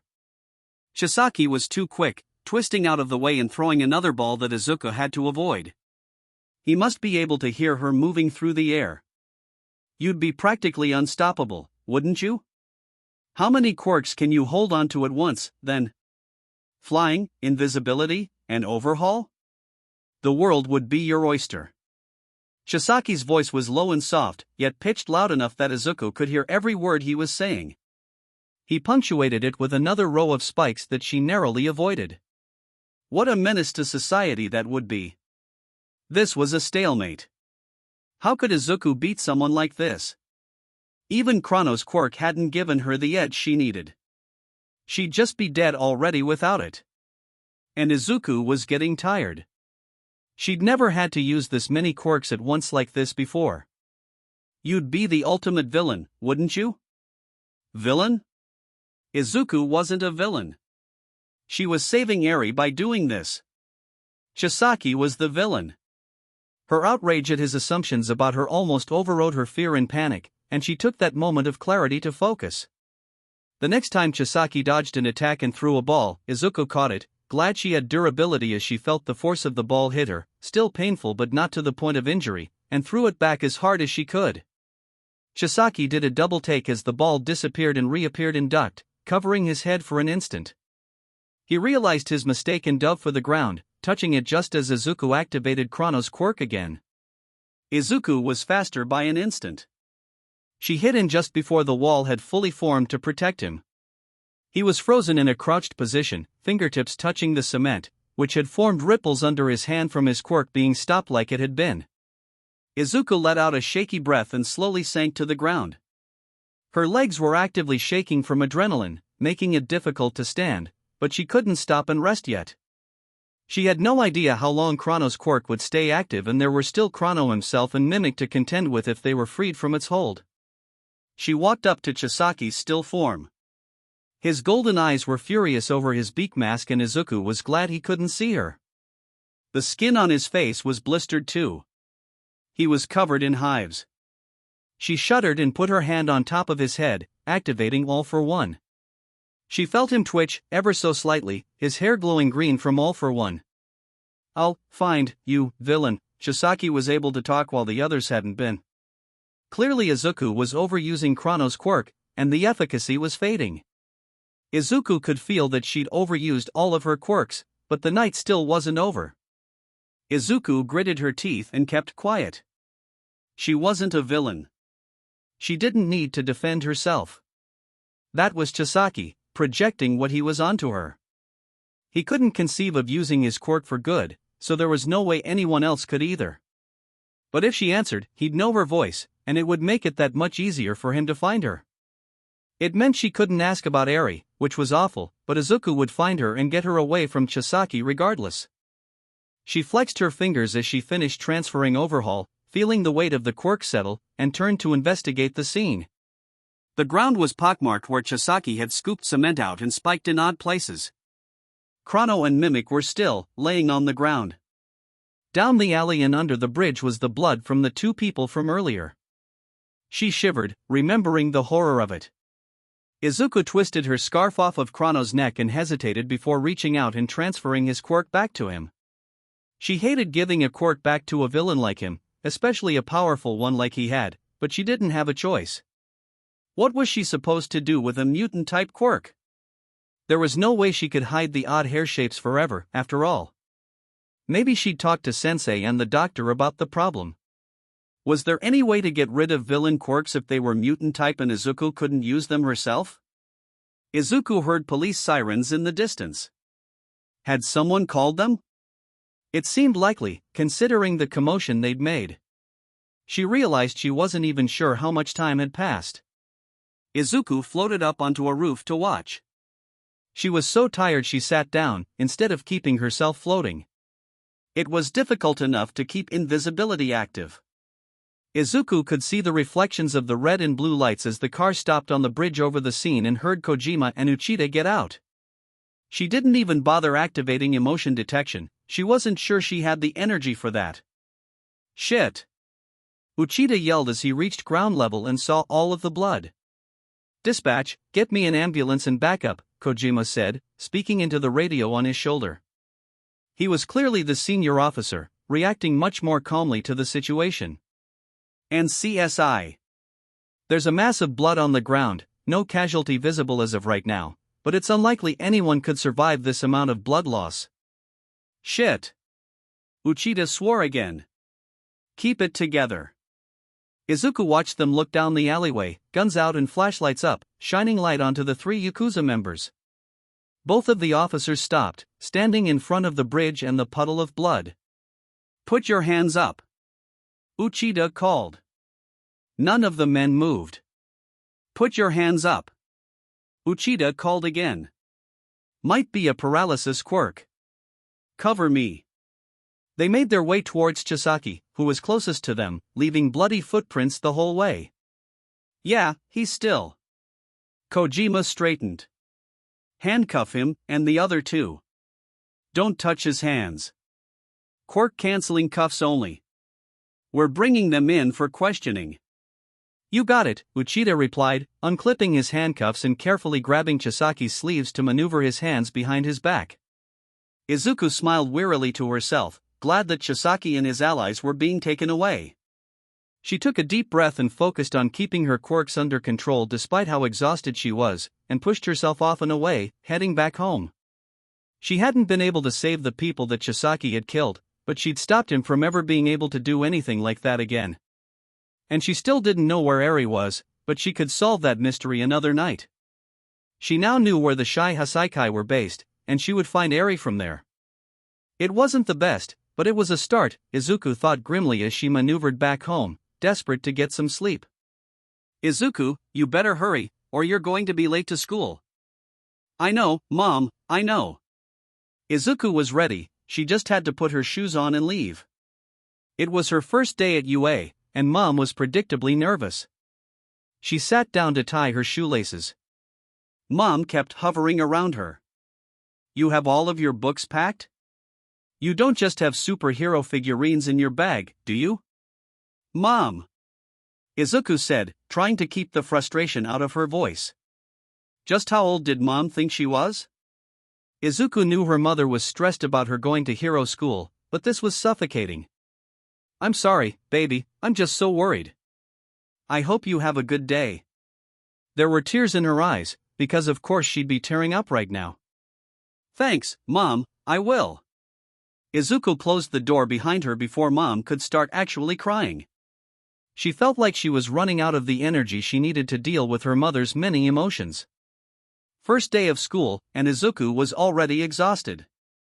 She'd been at the edge of quirk exhaustion trying to find Eri every night, but the fight with Chisaki had put her over the edge, and she hadn't been able to recover in the few days before school started. Anytime she tried to use telekinesis, it felt like she was about to vomit. Invisibility made her skin hurt, and she had a persistent headache that kept her from even trying to figure out overhaul. Well, it was only the first day of school, so it's not like she'd need to use her quirk today. Quite likely she wouldn't need to use it for the whole first week. But today would definitely just be orientation and meeting the teachers. Izuku tried to nap through the bus ride to UA, but even though she was tired, she was anxious and nervous too. It wasn't a fun combination. Soon enough, Izuku was at UA. And then classroom 1 and Izuku was here, in front of the door. Reflexively, she closed her eyes to activate emotion detection. Everyone else in the room was nervous to some degree, too. That was comforting. She winced and deactivated the quirk when her head started pounding again. This quirk exhaustion was awful. She'd been able to tell that ᴜᴜ was in her homeroom. Izuku couldn't help but smile at that. She took a breath, opened the door, and walked in. Of course her seat would be behind Bakugo's. He and Ida were yelling at each other over Bakugo's feet being on his desk. Great start for All Might's successor. Hey! Izuku greeted Ida when she was at her seat. Looks like we're in the same class? Ida did a double take, pushing his glasses up his nose to see Izuku better. Midoriya. Good to see you again. ᴜᴜ is in our class, too. Great. Izuku looked over. ᴜᴜ was talking to one of the other girls, presumably nearer to her assigned seat. ᴜᴜ looked up and waved. Izuku waved back. We should probably get back to our seats before our teacher arrives, though. I don't think there's much time for fraternizing. Ida chopped his hand in the air to emphasize his point. Izuku didn't bother pointing out that she was already sitting down and Ida was not. Good idea, she said. Ida nodded and walked off. Bakugo had watched their whole interaction with a sneer, his feet still on the desk. Izuku took a breath. Could she start over with Bakugo? A blank slate, since they were at a new school, surrounded by new people, and Izuku had a quirk? Izuku leaned forward slightly, and said under her breath, I won't tell anyone we know each other if you don't, Bakugo. He'd always hated being associated with her before, so maybe this would be easier for them both if they acted like they never knew each other.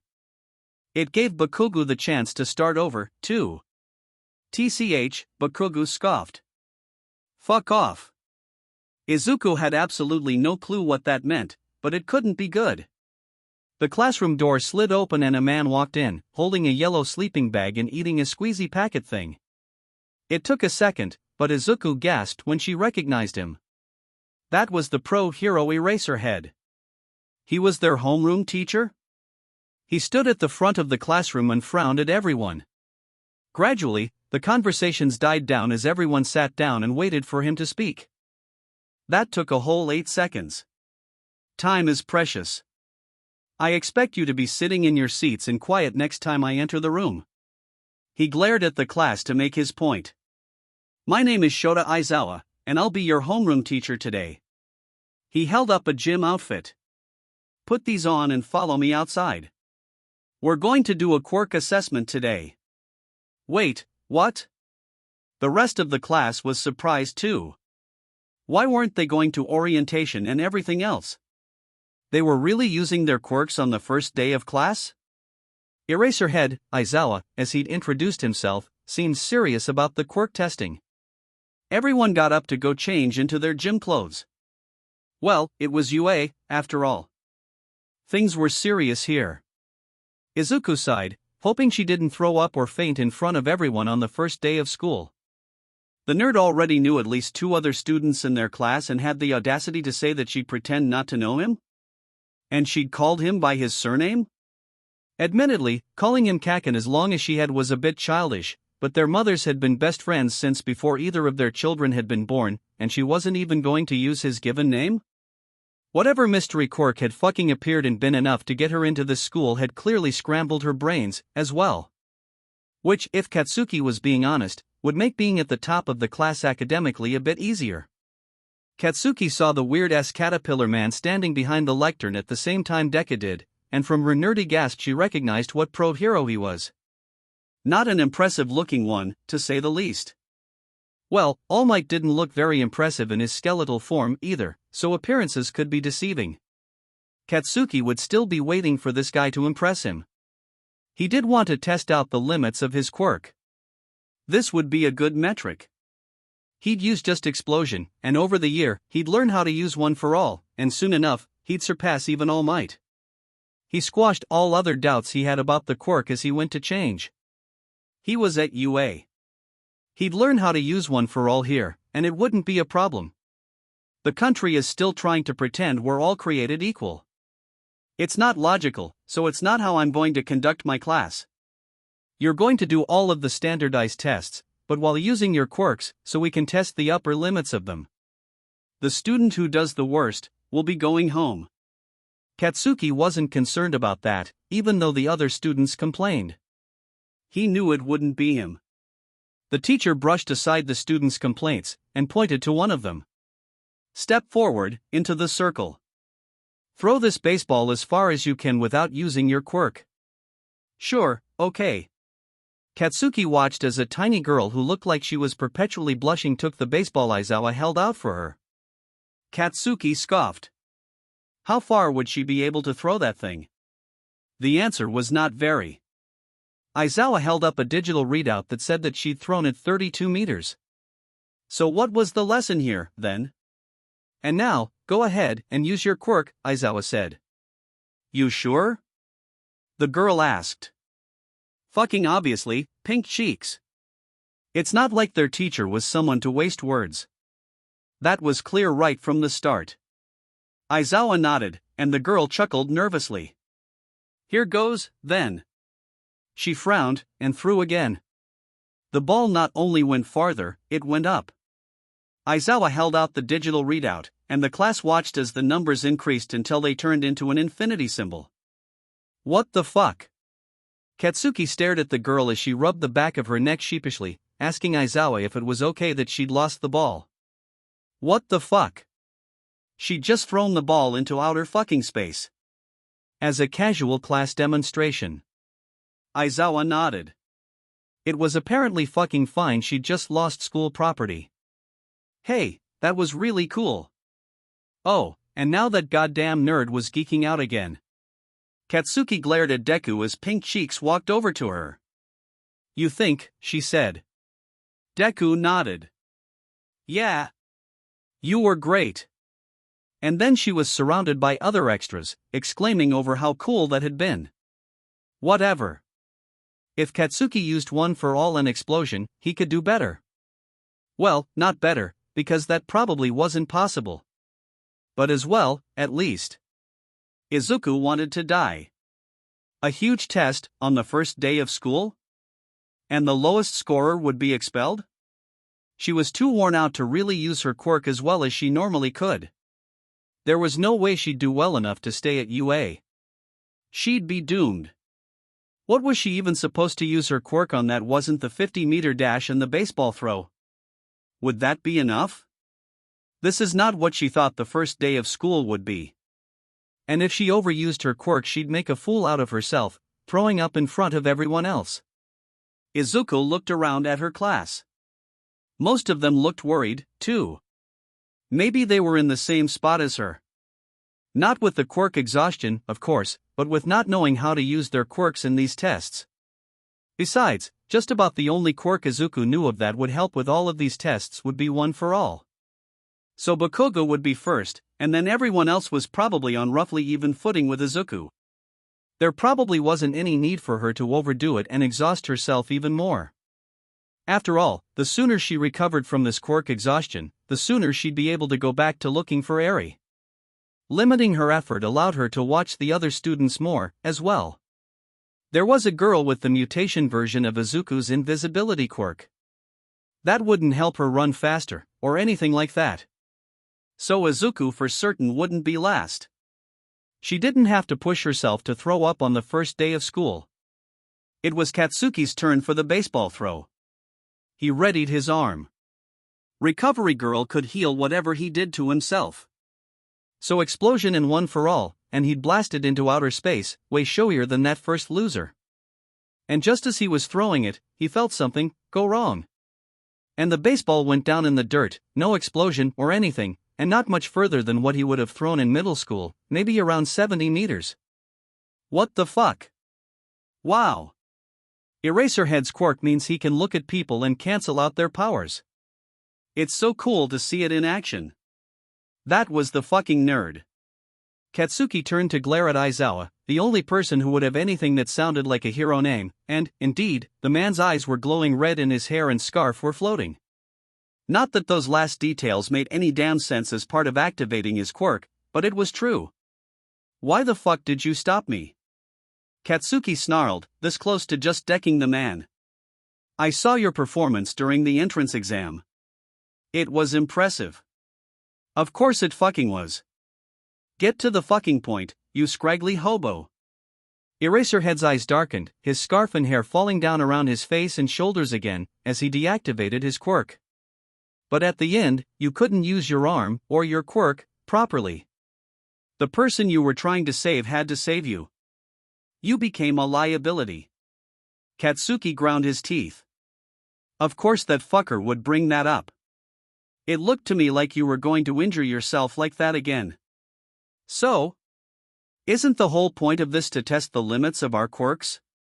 Get him off balance, use his words against him. It had worked on most every teacher in middle school, and on his parents, plenty of the time. Be logical. If you damage yourself so badly you can't function, you've well exceeded the limits of your quirk, not tested it. Don't pretend like you're not smart enough to figure that out. Oh, this fucker. Katsuki's vision went red, and he barely stopped himself from lunging at the man. Try again, this time without breaking yourself. Katsuki got another baseball, seething, and stood in the center of the circle again. Just explosion this time, then. Well, at least he knew he could blow up the baseball itself and Izawa wouldn't care about that. Wind up, ready the blast, and throw. Holy cow, dude, that's an amazing throw. You're already a superstar. The fucking extras were cheering him on, now. As they should be. Katsuki stalked back near to where they were all standing, taking note of the score on the readout as he went. Over 700 meters. That one girl's throw had read a couple of kilometers before it timed out. Fucking hell. He was nowhere close. At least he'd beat fucking Deku. Who apparently did have some sort of quirk, but he hadn't quite figured out what it was yet. Katsuki tried to keep his distance, but a couple of kids wandered over next to him and tried talking to him. That was seriously cool, dude. What's your quirk, then? Explosion. Want me to demonstrate using your face? Katsuki growled. The two boys laughed. Wow, man, that's a bit intense. The redhead with shitty spiky hair introduced the both of them. I don't give a fuck. Katsuki rolled his eyes. Yet more lame kids, desperately trying to be as cool as him. He'd mistakenly thought he'd get rid of these types of people once he left middle school. The tough guy vibe is great, man. What's your name? Bakugo. I will turn your ass into ash if you keep bothering me. I mean, I guess you could, though. We are allowed to use quirks and everything on campus, right? The blonde one seemed dumber than the redhead. I don't know if you should encourage him, man. You definitely shouldn't. Katsuki grinned nastily and put his hands on their shoulders and popped off explosion, making the other boy's shirt smoke. Ow. Dude, what the hell? The blonde brushed off his shoulder. The skin underneath was red. The redhead with the stupid hair leaned over to examine the results of Katsuki's quirk. I guess we sort of asked for it, man. He looked to Katsuki. Still not cool. Then leave me the fuck alone, already. Whyy had they not left? Most people figured out to fuck off when Katsuki was in this sort of a mood. The blonde kid shrugged. You have really good quirk control. Well, I guess if we're using our quirks. And he shoved Katsuki.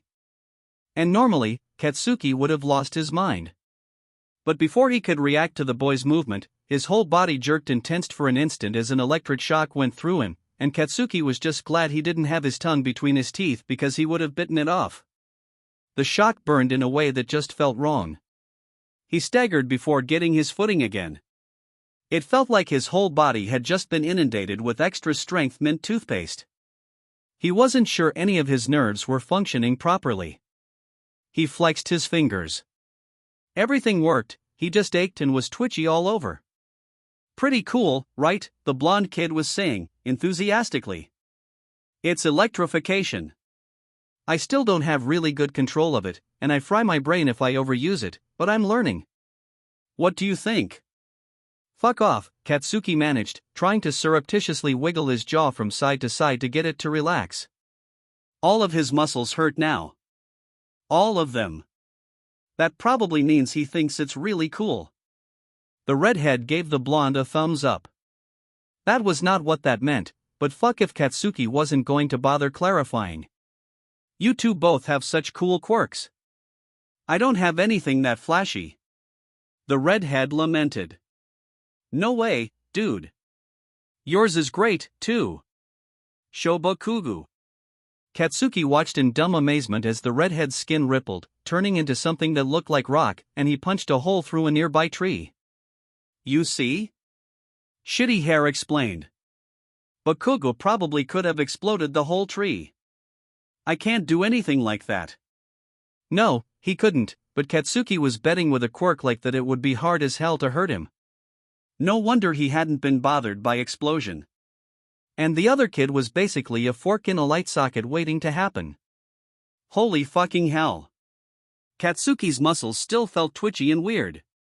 So this is what the other hero students were like? Katsuki needed to start paying attention to the competition more. Alright, class, results are up. Everyone turned to look where Aizawa was standing next to the board.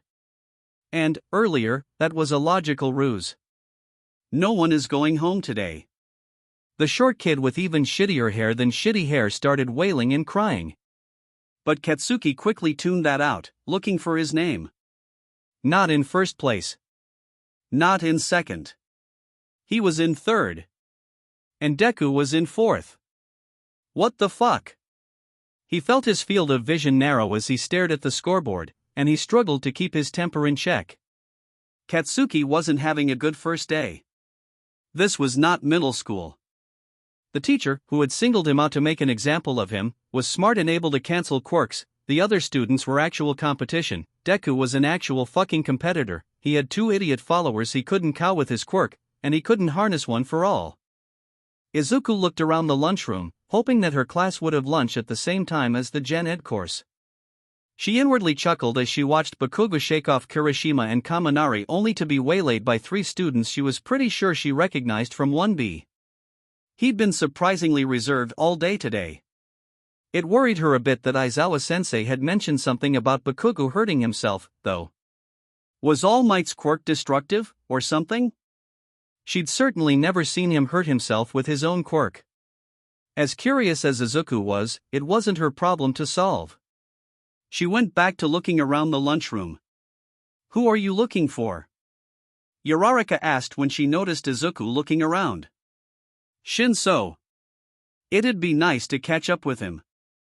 I know he's not in the hero course, so we have to start working as soon as possible to get him in. He's just walked in, after that larger group of students, Ida said, helped in his survey of the room by his height. Shinso. Izuku called as soon as she could see the messy purple hair. Come eat with us. Shinso saw the 3 of them and did a double take, then looked around as if they might be talking to someone else. He made his way over to them. Why do you want me to eat lunch with you? He asked. I'm not in your class. Izuku shrugged. So? It'll be good to catch up. And you will be soon enough, I'm sure of it. Huh, was all Shinso said, but he walked with the rest of them to get food. How has your first day been? Izuku asked. Shinso shrugged. Not too bad.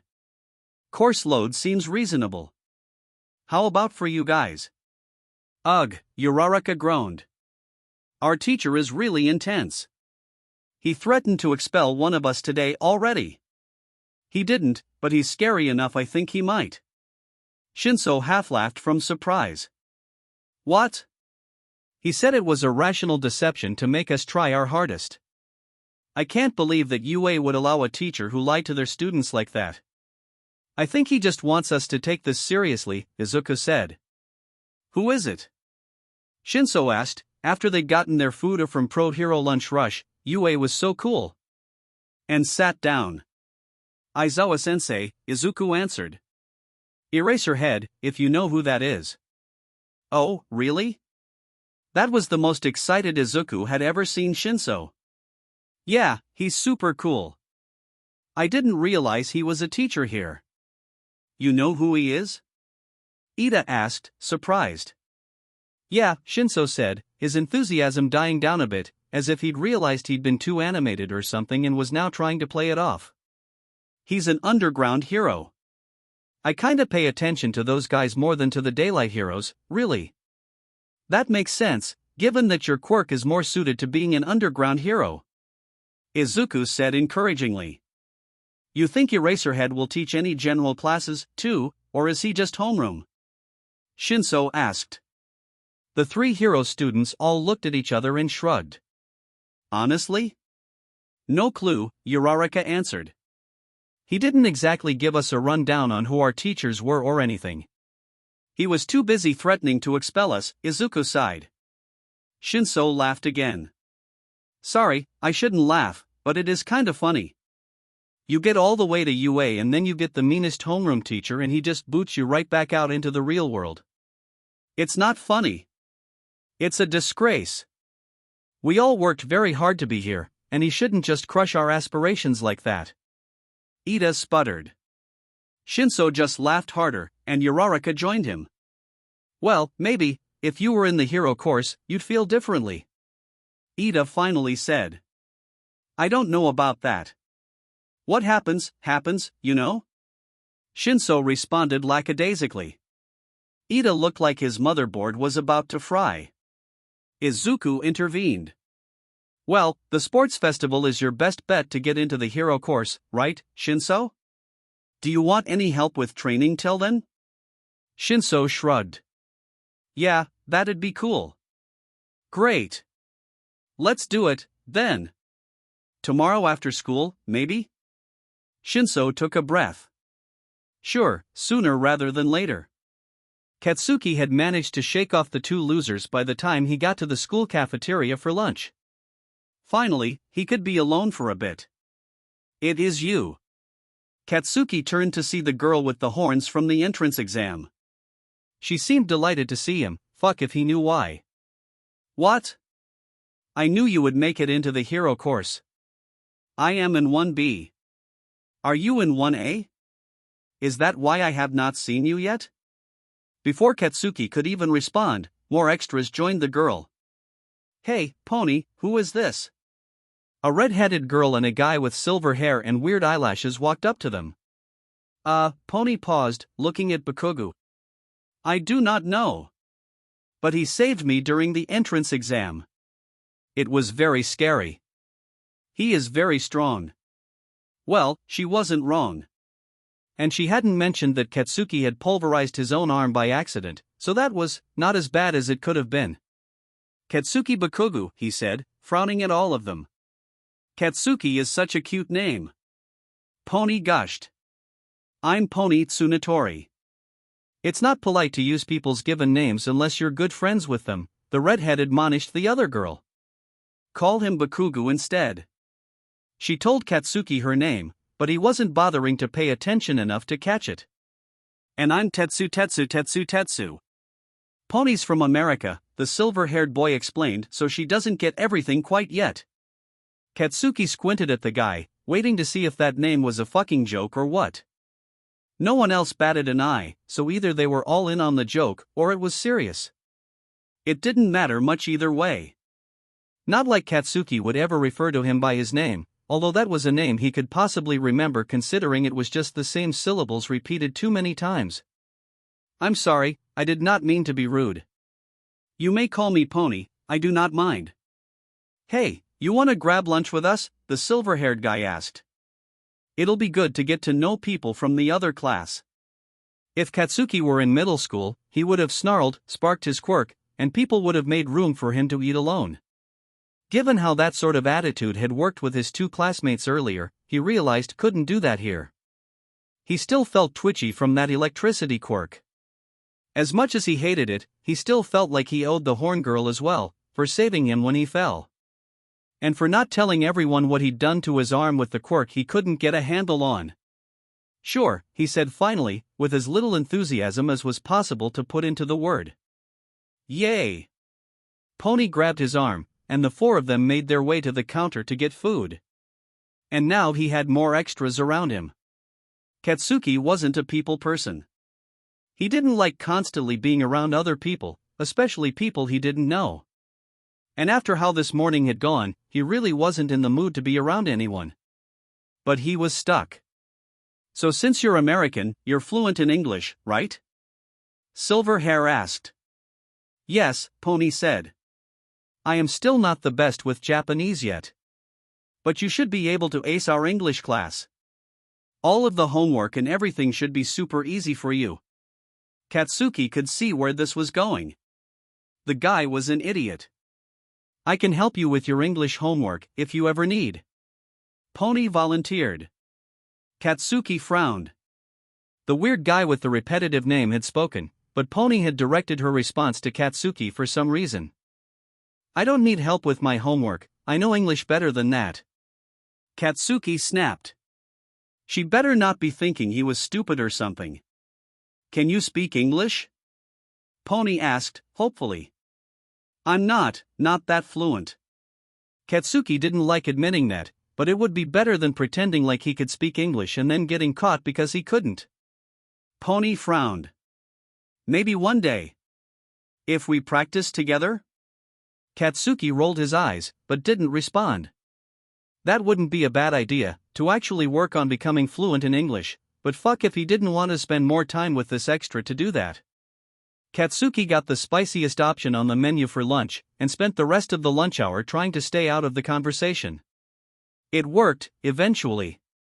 Pony also stopped trying to talk as much, probably tired from trying to speak in a non-native language, so the red-headed girl and silver-haired boy kept up most of the conversation. Katsuki wanted to tune them out and focus on his food, but he remembered how capable some of the other students in 1A were, and he was betting 1B wasn't any different. It wouldn't be a bad idea to keep paying attention in case they said anything interesting. Most of it was about how their day had gone so far. Apparently they'd actually gone to the orientation that the rest of the school had been expected to go to if they didn't have a maniac for a homeroom teacher. For the most part it was just typical, stupid teenager conversation. As soon as Katsuki was done with his food he got up and left, trying to leave the lunchroom before anyone else tried to follow him and talk to him. Katsuki saw the two idiots from 1A spot him and start walking after him. He hunched his shoulders a bit and sped up, hoping they wouldn't catch up to him. It didn't work. Damn, dude, I get why you wanted to shake us off. Those were two babes you were eating lunch with. How'd you get in with them? Zappy was looking at him with nothing short of admiration as he turned around and walked backwards in front of Katsuki to talk to him. Katsuki was hoping he'd walk backward into something, but Shitty Hair looked like he was going to steer his dumber counterpart around any obstacles he might encounter. Apparently I helped the horse girl during the entrance exam or something, Katsuki muttered. That's a great way to make friends, Shitty Hair said, slapping him on the back and grinning. Katsuki growled. That's a great way to pick up girls. Zappy interjected. Just need them in life-threatening situations, then swoop in and save them. Did you get their numbers? Horse girl is American. She put her number in my phone because she wants to work together on homework. That's bold, Shitty Hair commented. It really fucking was, wasn't it? Katsuki didn't really know how to respond to any of this. Zappy pivoted, turning around so he was walking next to Katsuki, and put a hand on his shoulder and pulled him closer. Katsuku snarled at him, but Zappy didn't flinch. I'm just gonna give you a word of advice, alright? If you try and explode her like you did the two of us, you will ruin any chance you have with her. Right, dude? Zappy looked to Shitty Hair, who was nodding solemnly. Zappy looked back to Katsuki. Play this right, and you could have a girlfriend by, like, next week. Get your fucking hand off of me, Katsuki growled. Zappy did, with a shake of his head, looking sadly at Shitty Hair. He's gonna blow it. He's gonna blow it, I just know it. Just don't be so mean to her, she won't help us with our English homework, maybe? Shitty Hair asked. Zappy slapped a hand onto his forehead. That's a good point. I didn't even think of that. You gotta introduce us to this girl before you scare her off with your, Zappy gestured expansively to Katsuki's person. If you're too stupid to do your own homework, that is your fucking problem, not mine or Horse Girl's. Shitty Hair rubbed the back of his head. He's mean, but he's not wrong. It's not a crime to ask for help. The other person can just say no if they don't want to. Katsuki did not have time for this conversation. He did his best to tune them out as he walked back to class. Izuku collapsed onto her bed after she got home from school, exhausted, but her mind whirling. The first day at UA had been a lot more tiring than she had expected. And Aizawa-sensei had warned them to be prepared for tomorrow as well, whatever that meant, so that was something to look forward to. Even with how scary he was, it was still exciting to finally be training to be a hero. She'd managed to do pretty well during the quirk apprehension, and she even had friends. Really, even though it had been tiring, it had also been a phenomenal first day of school. Izuku knew she should get up and start looking through the class syllabus and make sure everything was organized, but instead she opened up her hero notebook and started taking notes on the quirks of all of her classmates based on what she'd seen today. She started a new page for Bakugo, even, and put Ofa might hurt him in the margin. She didn't know what Aizawa-sensei had meant when he'd said that Bakugo had hurt himself so badly he'd become a liability, but she didn't want to forget it. Thinking about quirks made her think about the doctor and sensei, and the task they'd assigned her. When, and how, was she going to get All Might's schedule for them? She gnawed on her pen nervously as she tried to puzzle it out. Well, she'd be staying after school tomorrow to try to help Shinso with his quirk, so maybe she could scout around the campus and find out where the teacher's lounge was? That seemed like the most likely place to find it, right? And if she did get a chance to sneak in and take it, she would, but it didn't seem likely that she'd have that chance if she was going to be with Shinso the whole time, and there was no easy way to explain to him what she was doing. She didn't even want to think about what would happen if she got caught. How could she possibly explain that away? No way they would believe that she didn't mean anything bad to happen.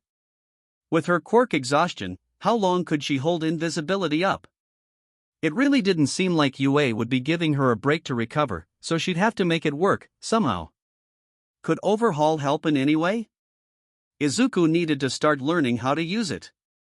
She stared at her fingertips. The ability to disassemble and reassemble anything she touched. It was an incredible power. She flexed her hand. Once she learned how to use it, what could she do with it? Did it have any limits?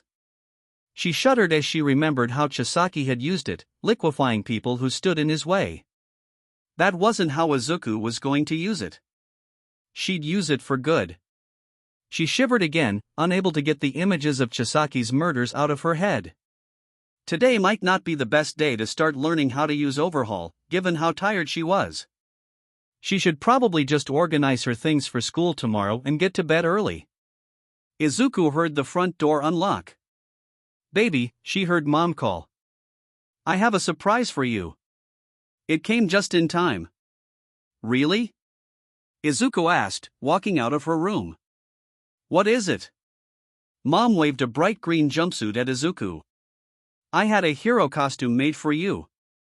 "What?" Why had Mom gotten a hero costume for her? "I took the design from one of your old notebooks." Mom continued enthusiastically. "I hope you don't mind. It was based on All Might's costume, and I really liked the bunny ears. What do you think?" "Wow! This is so nice." It was one of Izuku's older designs, very simplistic and based heavily after All Might's suit designs.